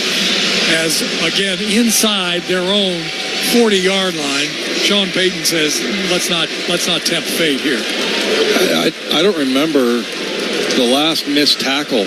I mean, they have been like 100%, but even if that does happen, like you just said, there's always someone there. But I've been very impressed by especially Dodson and his open field tackling ability. There's another rocket by Williams on the punt.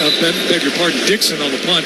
D. Williams lets it bounce, and it's down just inside the 10-yard line, which is better than a couple of times when it's been on the 1. We will take a break right here. 12:59 to play in the game. Seattle up by 13 over the Broncos, 26-13. This is the Umpqua Bank Radio Network. Seahawks football is brought to you by small business partner A-Plus Housing Accommodation. Need temporary housing for business or relocation? A-Plus Housing provides fully furnished apartments and homes tailored to your needs. Visit aplusnw.com to book your stay. The brand new John Curley and Jake Skorheim Show. Rachel425 says, I'm glad to hear Jake can now help out getting all his kids to bed since he won't be in the studio at night. That is really nice. I was getting home at like 10:45. Yeah, we did it for your kids. Yeah. Streaming live on your smart speaker. A taste of what makes Oberto great with Stephen Oberto. At the end of the day, we want to make delicious products that are differentiated that people love, right? And so, food doesn't need to be that complicated. It needs to taste good. It needs to be simple in how you make it and process it, and you need to do it consistently every day. So those are kind of the cornerstones of how we make products and what we're out to achieve.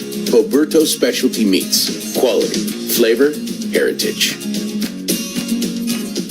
Cairo News Radio gets you ready for each and every Seahawks game. Touchdown, Seahawks! Listen to the Mike McDonald preview on Seattle's Morning News. Trying to push the envelope, trying to win on the margin. That's the only way to go about it, to win in the NFL. Fridays with Hawks broadcaster Steve Raven. Don't miss the Mike McDonald Show the morning after the Hawks game at 9:30 on Seattle Sports. Hey, great job, baby, great job! Cairo News Radio and Seattle Sports, the official home of the Seattle Seahawks and the Mike McDonald Show. Holy catfish! When you travel, they always say, get a room with a view. And there's no better way to travel than in a roomy new Toyota. Like the family-size Highlander. Now through September 30th, you can lease a Highlander XLE all-wheel drive for $529 a month for 36 months with $39.99 due at signing. With approved credit through TFS. Tax, title, and license extra. A dealer doc fee of up to $200 may be added. Call 1-888-48-TOYOTA for details or go to Toyota.com. Toyota. Let's go places. Seahawks football all season long. Touchdown, Seahawks! On KIRO Seattle, KIRO FM HD2 Tacoma, Seattle.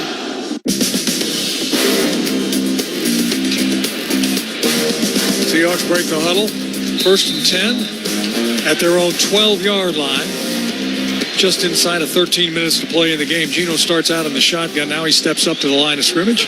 Under center. Quick toss right side goes Walker. Nothing doing, so he has to stop and cut back. He's going to be dropped for a loss.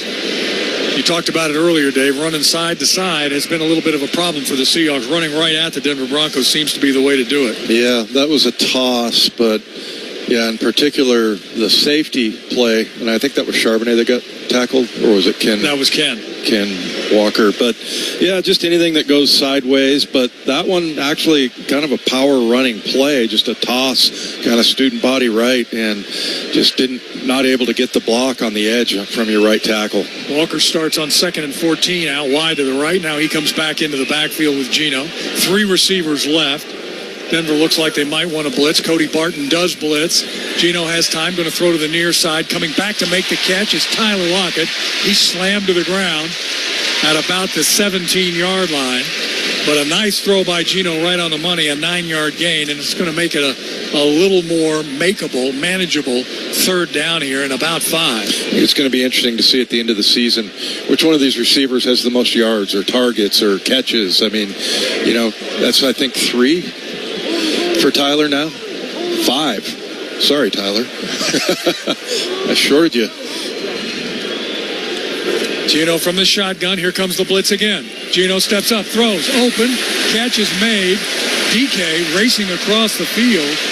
Is he going to have a first down? I think it is.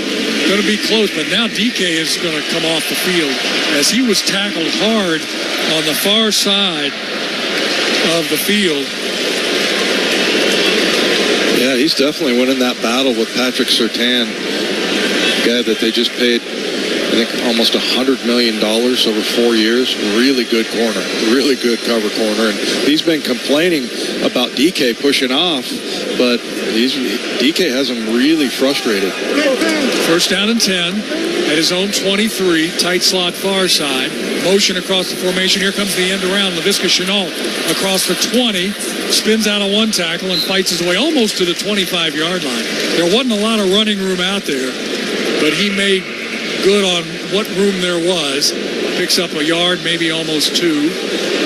It's a pretty good fast-flowing defense for Denver, for them to be on top of that. The thing I like about Shenault kind of reminds me of Derek Young, who was also on the field. They're both big dudes. They're 210, 215 pounds, and they can play special teams. And so I'm looking to see a lot of Shenault this year. And like DK, they can block for whoever has the ball.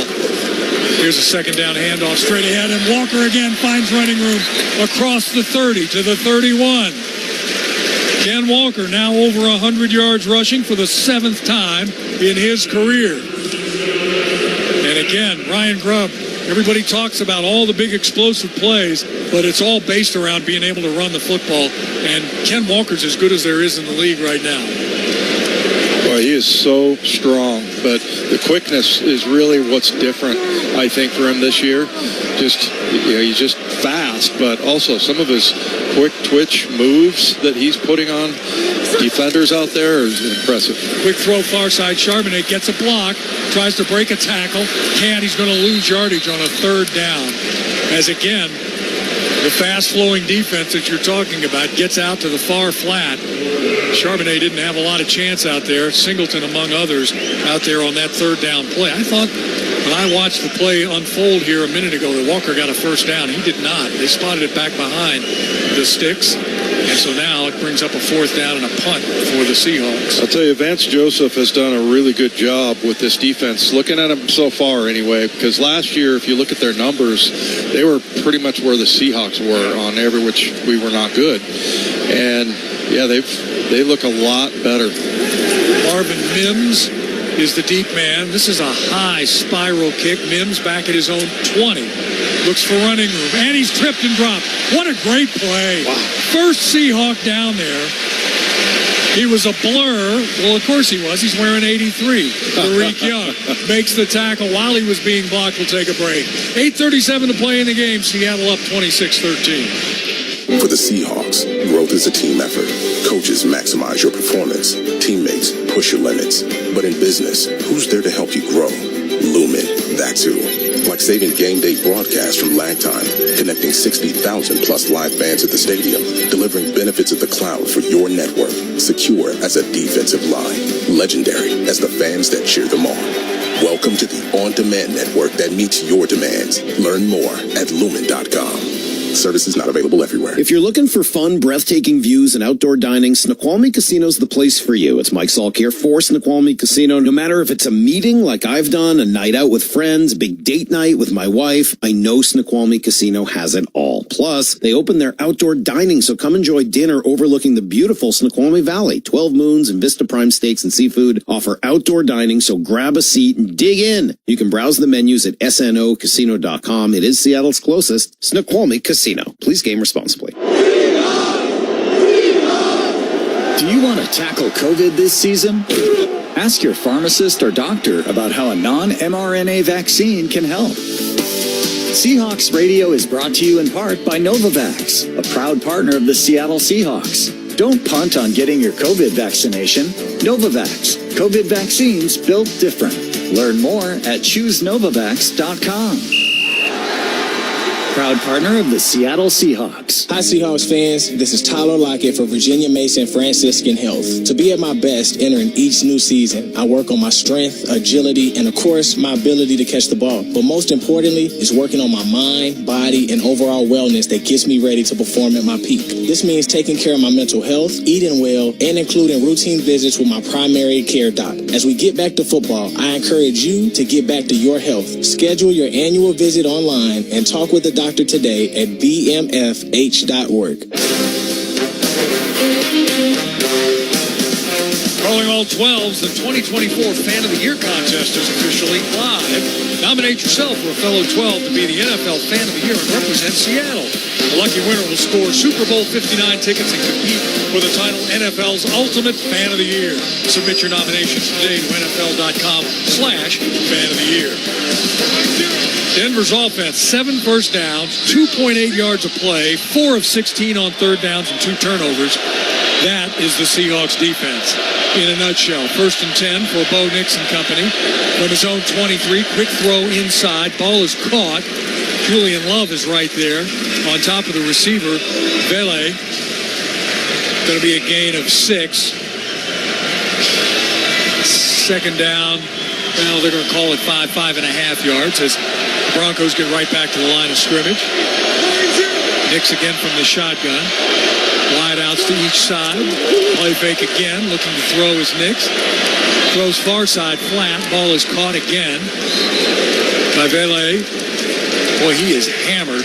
And slow to get up is the hammerer. That was Dodson. Yeah, but all the way from the inside part of the field.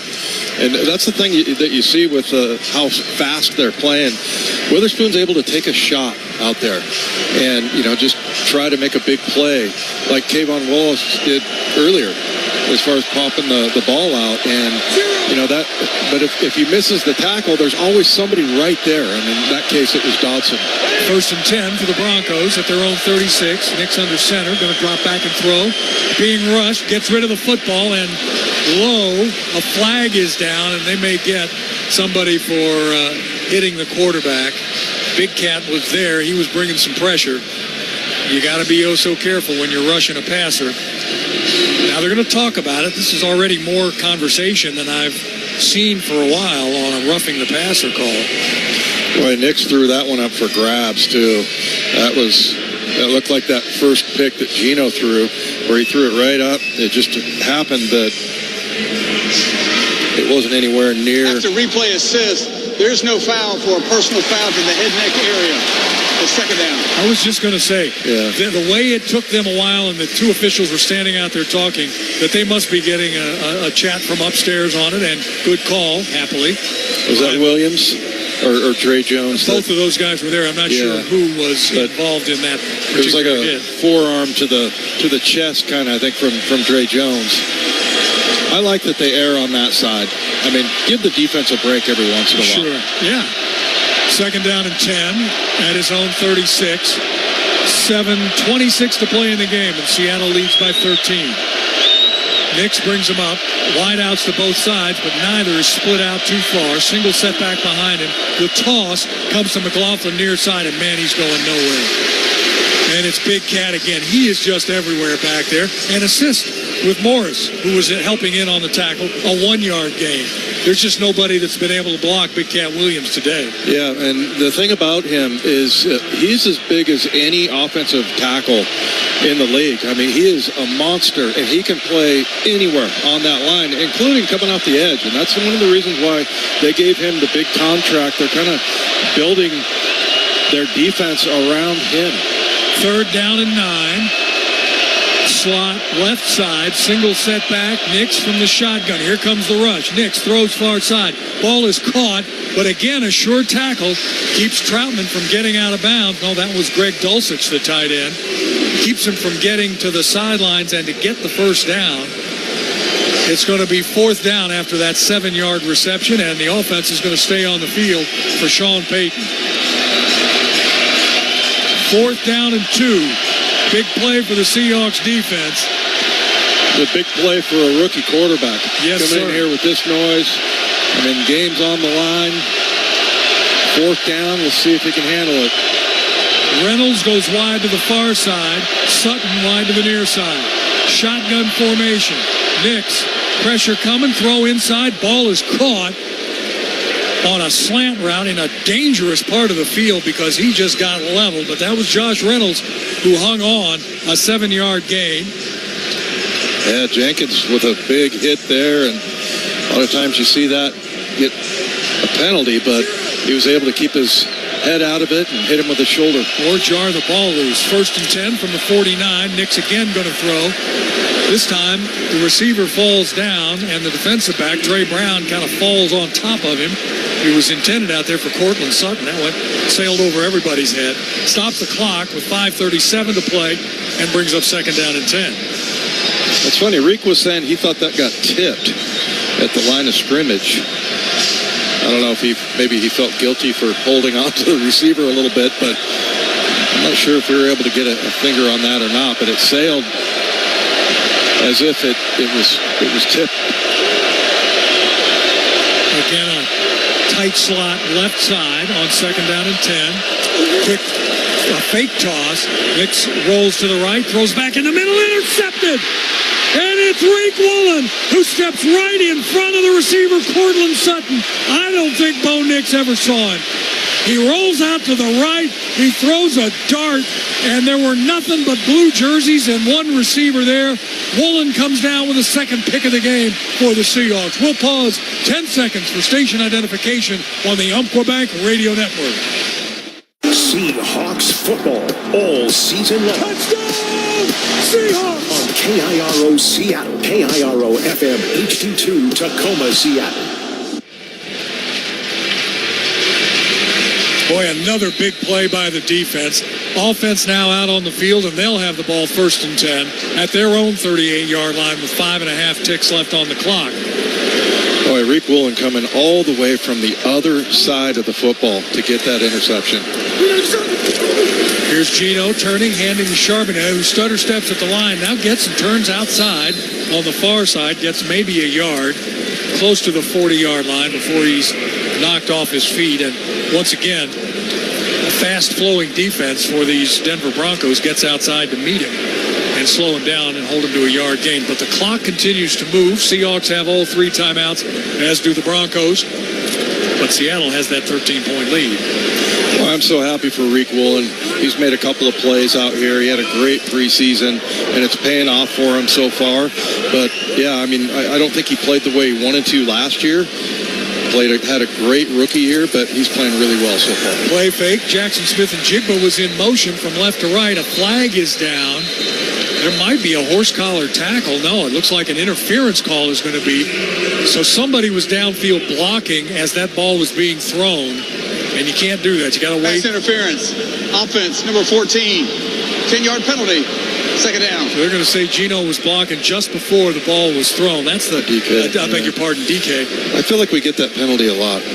Well, and it's not very common. Part of it is because DK is such an aggressive blocker. Yeah. And especially wants to for his receivers as JSN was coming across the field to catch that ball in the flat. I think that's a great point about DK because, yeah, he just manhandles, the defenders, and he's so much bigger and stronger. You just have to time that right on that play. So a 2nd and 19 now, inside of 5 minutes to play in the game. And now a timeout is called by the Seahawks as clock was winding down, and it didn't look like Gino was going to get everybody to the line and out of the huddle. So that's the first timeout from the Hawks with 4:45 to play here in the football game. And Seattle now with a 2-score lead, 26-13.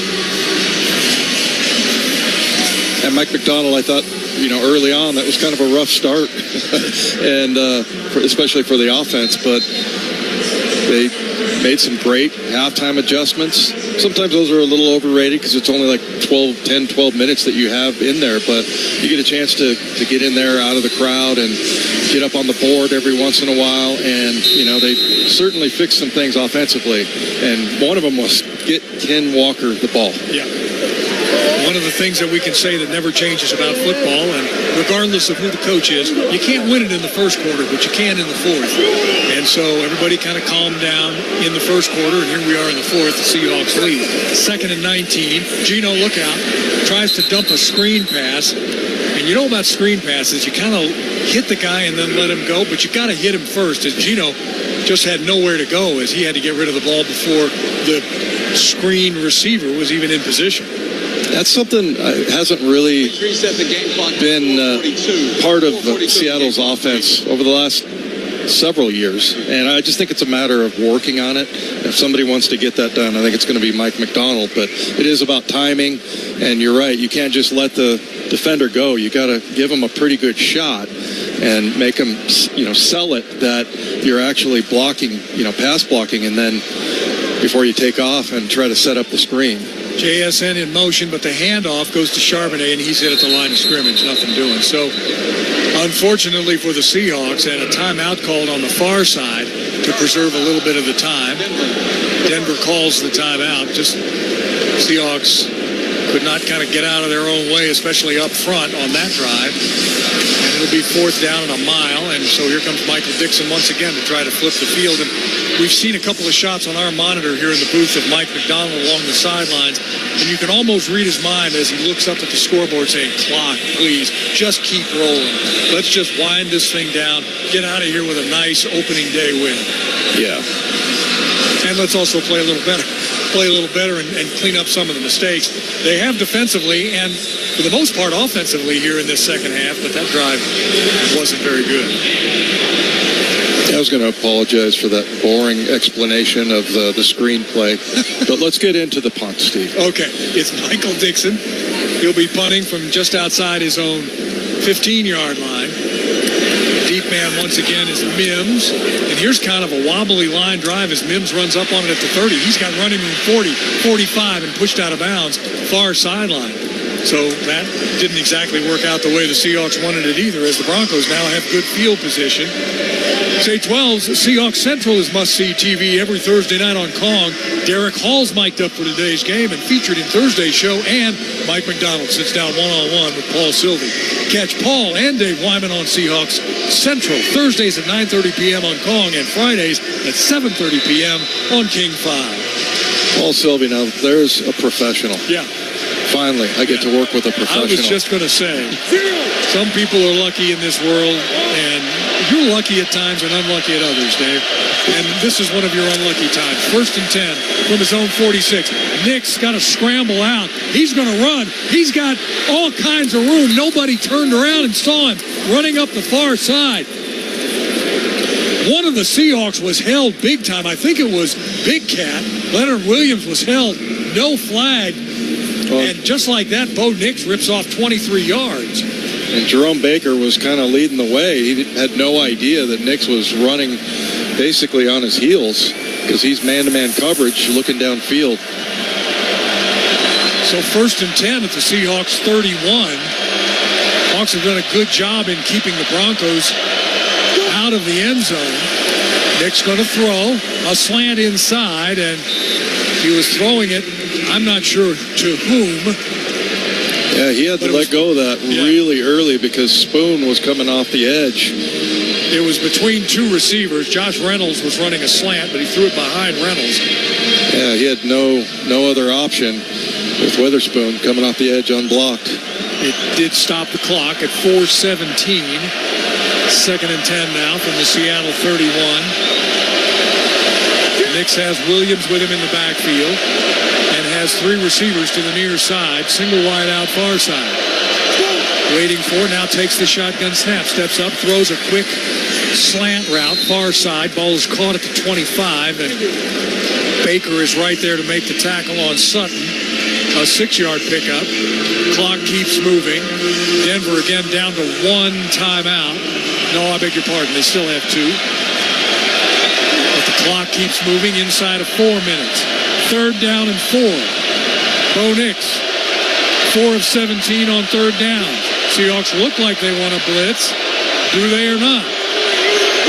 Nix changes at the line of scrimmage, now steps back. Seahawks have a lot of guys in blue shirts at the line of scrimmage. They blitz. Throw is made. Ball is caught. First down for Denver. The ball is caught by Josh Reynolds near side. Seattle was bringing pressure, and they just came up short of getting to the quarterback. A 5-yard gain. Brown makes the tackle for the Hawks. Tell you what, that is a big-time throw by Bo Nix because he had Boye Mafe putting pressure on him and actually hit him a little bit at the end. Nix from the shotgun. Looks, throws near side. Ball is caught again. Trey Brown makes the tackle. The clock, though, is going to continue to move as Josh Reynolds' forward progress was stopped, but the clock now down inside of 3 minutes to play after a 4-yard gain. Second down and 5 at the Seattle 14. Nix at the line of scrimmage. Now steps back. Talking about to his linemen. Their blocking scheme. Slot far side. Nix looks to the middle. Now he fires a slant. Ball is caught. Hammered as he makes the catch is Cortland Sutton at the 5-yard line. Woolen was there. Julian Love was there. A 10-yard gain and a first down. It's first and goal at the 4. Clock coming up on 2:25 to play in the game. Broncos down by 13, so still a 2-score game. Williams stays in the backfield. Nix takes the shotgun snap again. Now he's got to scramble. Being chased, has running room, pulls the ball down, dives into the end zone, and he is going to be in to score. Witherspoon comes up, but there was nobody out on the edge to try to challenge Bo Nix, and he takes it in from 4 yards out as Denver tries to make this a football game. Wow. I mean, Devin Witherspoon's the best player on this team last year and maybe one of the better players in the entire NFL, and Bo Nix did a really good job playing him because he had to make a choice. Do I come up and make the tackle and desert my coverage, or do I stay back? And Bo Nix gave him a little fake and just executed it perfectly. Lutz with the PAT, and suddenly we have a 26-20 game, a 6-point lead by the Seahawks with 2:09 to play in this football game. Now, remember, as the Seahawks come to the near side and the kicking team for the Broncos go to the far side, there's a flag down on the far side of the field, and we haven't gotten what that call is yet. And that'll get sorted out. Meantime, you got to keep an eye out as well. You have to declare if you're going to call an onside kick. And I don't know that we've seen that yet. No, we haven't. The flag was picked up, so I'm guessing there's no penalty to be called. Brad Allen has just walked on back to the goal line. So that drive was 7 plays, 54 yards. A nice job by the rookie, Bo Nix. 2:19 off the clock. And a 4-yard touchdown run by Nix makes it a 6-point game. And so it's going to be a regular dynamic kick. The Seahawks send D. Williams and LaVisca Chenault deep to the end zone. So now what's incumbent upon the Seahawks is find a way to wind this clock down. Denver still has 2 timeouts, as do the Hawks. Here's the kick by Lutz, and it's going to bounce once and then out of the back of the end zone. With 2:09 to play in the game, and Seattle leads by 6. What do you want to see out of this offense right now, Dave? Well, I control the ball, obviously, and kill the clock, and hopefully that they can get some good drives going. But, we'll see, and this is what Mike McDonald said about Ryan Grubb. Look, we're going to see what he has up his sleeve. They're loaded up front, knowing that the Seahawks want to run it and kill the clock. Maybe they'll take a shot. Charbonnet in the game as the running back. He's also a terrific receiver out of the backfield. DK goes wide to the far side. A handoff to Charbonnet as he looks for running room and finds nothing. He's hit right at the line of scrimmage. Jones is there to help on the tackle. We've reached the 2-minute warning. Seahawks are going to be looking at a 2nd and 10 when we come back. 2 minutes left to play in the game. Seattle up by 6. 2 minutes. Washington's own Joel McHale is live at Muckleshoot Event Center October 3rd. Experience Joel's hilarious trademark snark from hit shows like Animal Control and Community, live on stage October 3rd. Get tickets right now at muckleshootcasino.com. Please game responsibly. Under these arches, opposing teams are put to the test. Can they hear themselves over the boom of the 12s? Can they withstand the Seattle elements? Can they compete against us? Touchdown, Seahawks! This city lives for Sunday. Get your tickets for Seahawks game days at Lumen Field and experience what this city lives for. Visit Seahawks.com today. Around the NFL with Curtis Rogers. Raiders and Chargers, Justin Herbert letting rookie Ladd McConkey do the heavy lifting on this short touchdown pass. Here's 3rd and 6. McConkey sidesteps, got a first down, is in the end zone. The rookie scores. Chargers beat the Raiders 22-10 in Jim Harbaugh's first game as LA's head coach. Commanders and Bucks, Tampa cruising. Baker Mayfield, the former Husky, Jalen McMillan for his first career receiving touchdown. Mayfield with pressure up the middle, floating it out. He's got him wide open. It's Jalen McMillan. His first catch, his first touchdown. The rookie on the board. Bucks 37, Commanders 14, 3 minutes to go. We go back to Steve Rabel and Dave Wyman for this game's final 2 minutes. All right, Curtis, thank you. Yeah, 2 minutes here at Lumen Field. A 6-point Seahawks lead. They just ran a play and gained nothing on it. So a 2nd down and 10. Got to find a way to get the Broncos to use up their timeouts. But do you continue to try to run the ball and make those yards, or do you throw it and take a chance downfield? And, of course, the protection for the most part in the second half has been pretty good for Gino trying to throw the ball. So let's see what we do here on 2nd down and 10 from his own 30. Gino starts with an empty backfield. Garner, the tight end, is winged on the right side. Now Charbonnet comes back into the backfield. He's going to get the handoff, and he's going to run far side. Look for some running room, and nothing there. Hit at the line of scrimmage once again. Everybody from the defense is out there, and the Seahawks are running into a wall of white jerseys as they flow so well to the ball. No gain again. 3rd down and 10. Here's a reminder coming up on the Seahawks postgame show. Michael Bumpus, Paul Moyer, Ray Roberts, and Brian Walters are going to break this game down. You'll hear from Mike McDonald, and Jen Mueller's going to talk to Seahawks players in the locker room. It's all coming up after the game. So 2 plays that netted them absolutely nothing when you needed some here on offense, except that the Broncos used one of their timeouts. Now they got 1 remaining, but Seattle looking at a 3rd and 11 now from their own 29. That's just one of those situations where you go back to 1st down. I'd like to see, inside the hash mark type of run. Not anything that's going sideways, but see what we get here. Maybe they make it, take a chance, throw the ball up to DK. Charbonnet stays in the backfield.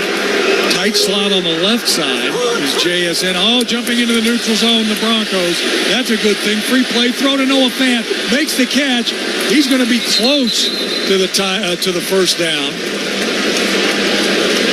Boy, I wish he'd put his head down. I was just going to say, had he gone straight rather than try to outrun somebody to the sidelines, he might have picked up that first. But let's wait to see what Coach McDonald wants to do here. Defense number 5 moved into the neutral zone prior to the snap. 5-yard penalty. 3rd down. That's the 8th penalty on Denver. Going to give the Seahawks yet another chance, another 3rd down play, and 3rd down and 6. Yeah, and the way they're blocking right now and the way their defense is playing, I prefer they throw the ball here. Maybe get Gino out on the edge so he has a run option. Here comes Tyler Lockett. He's slotted on the left side. Charbonnet is wide to the left, almost to the sidelines. Be a great place to just throw a little pass to Tyler. And Tyler, he one-hands it. Holy catfish! Tyler Lockett, you make me look like a prophet, buddy. Just a little crossing route. The ball was too far out in front. And yet he reaches out with one hand and makes the catch. A 9-yard gain. Holy smokes. That does it as the Broncos now use their last timeout. 1:40 left. The Seahawks can kneel this one down. Leave it to your veteran player to make the play you need. Tyler Lockett Boy, do we love you, buddy. And everybody on the sidelines there to greet him as he comes off the field. Tyler, 6 catches today for 77 yards. That is nearly impossible, that catch. I mean, and also look at Gino putting it right to the only place it could be.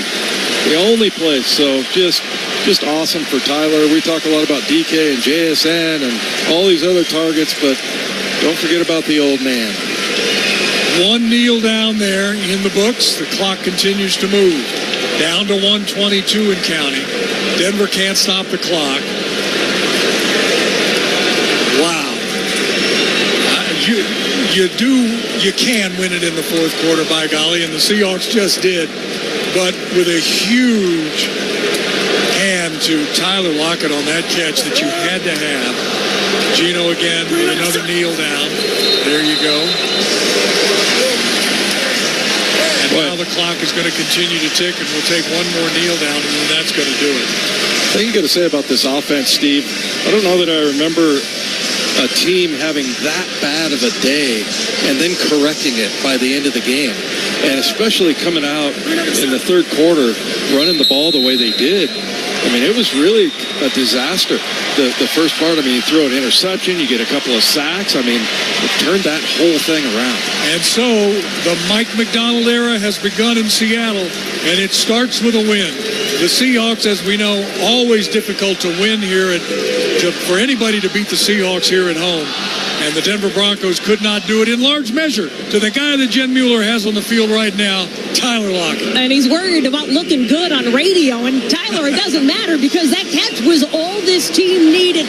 Look, what did you see from Gino and the offense in the second half? Man, lots of resilience. I think the biggest thing for us, man, it was his first game jitters. But we all, came together. Gino brought everybody in on offense. Told us we just needed to be able to get the ball rolling. And, Jack started us off with those first 2 catches.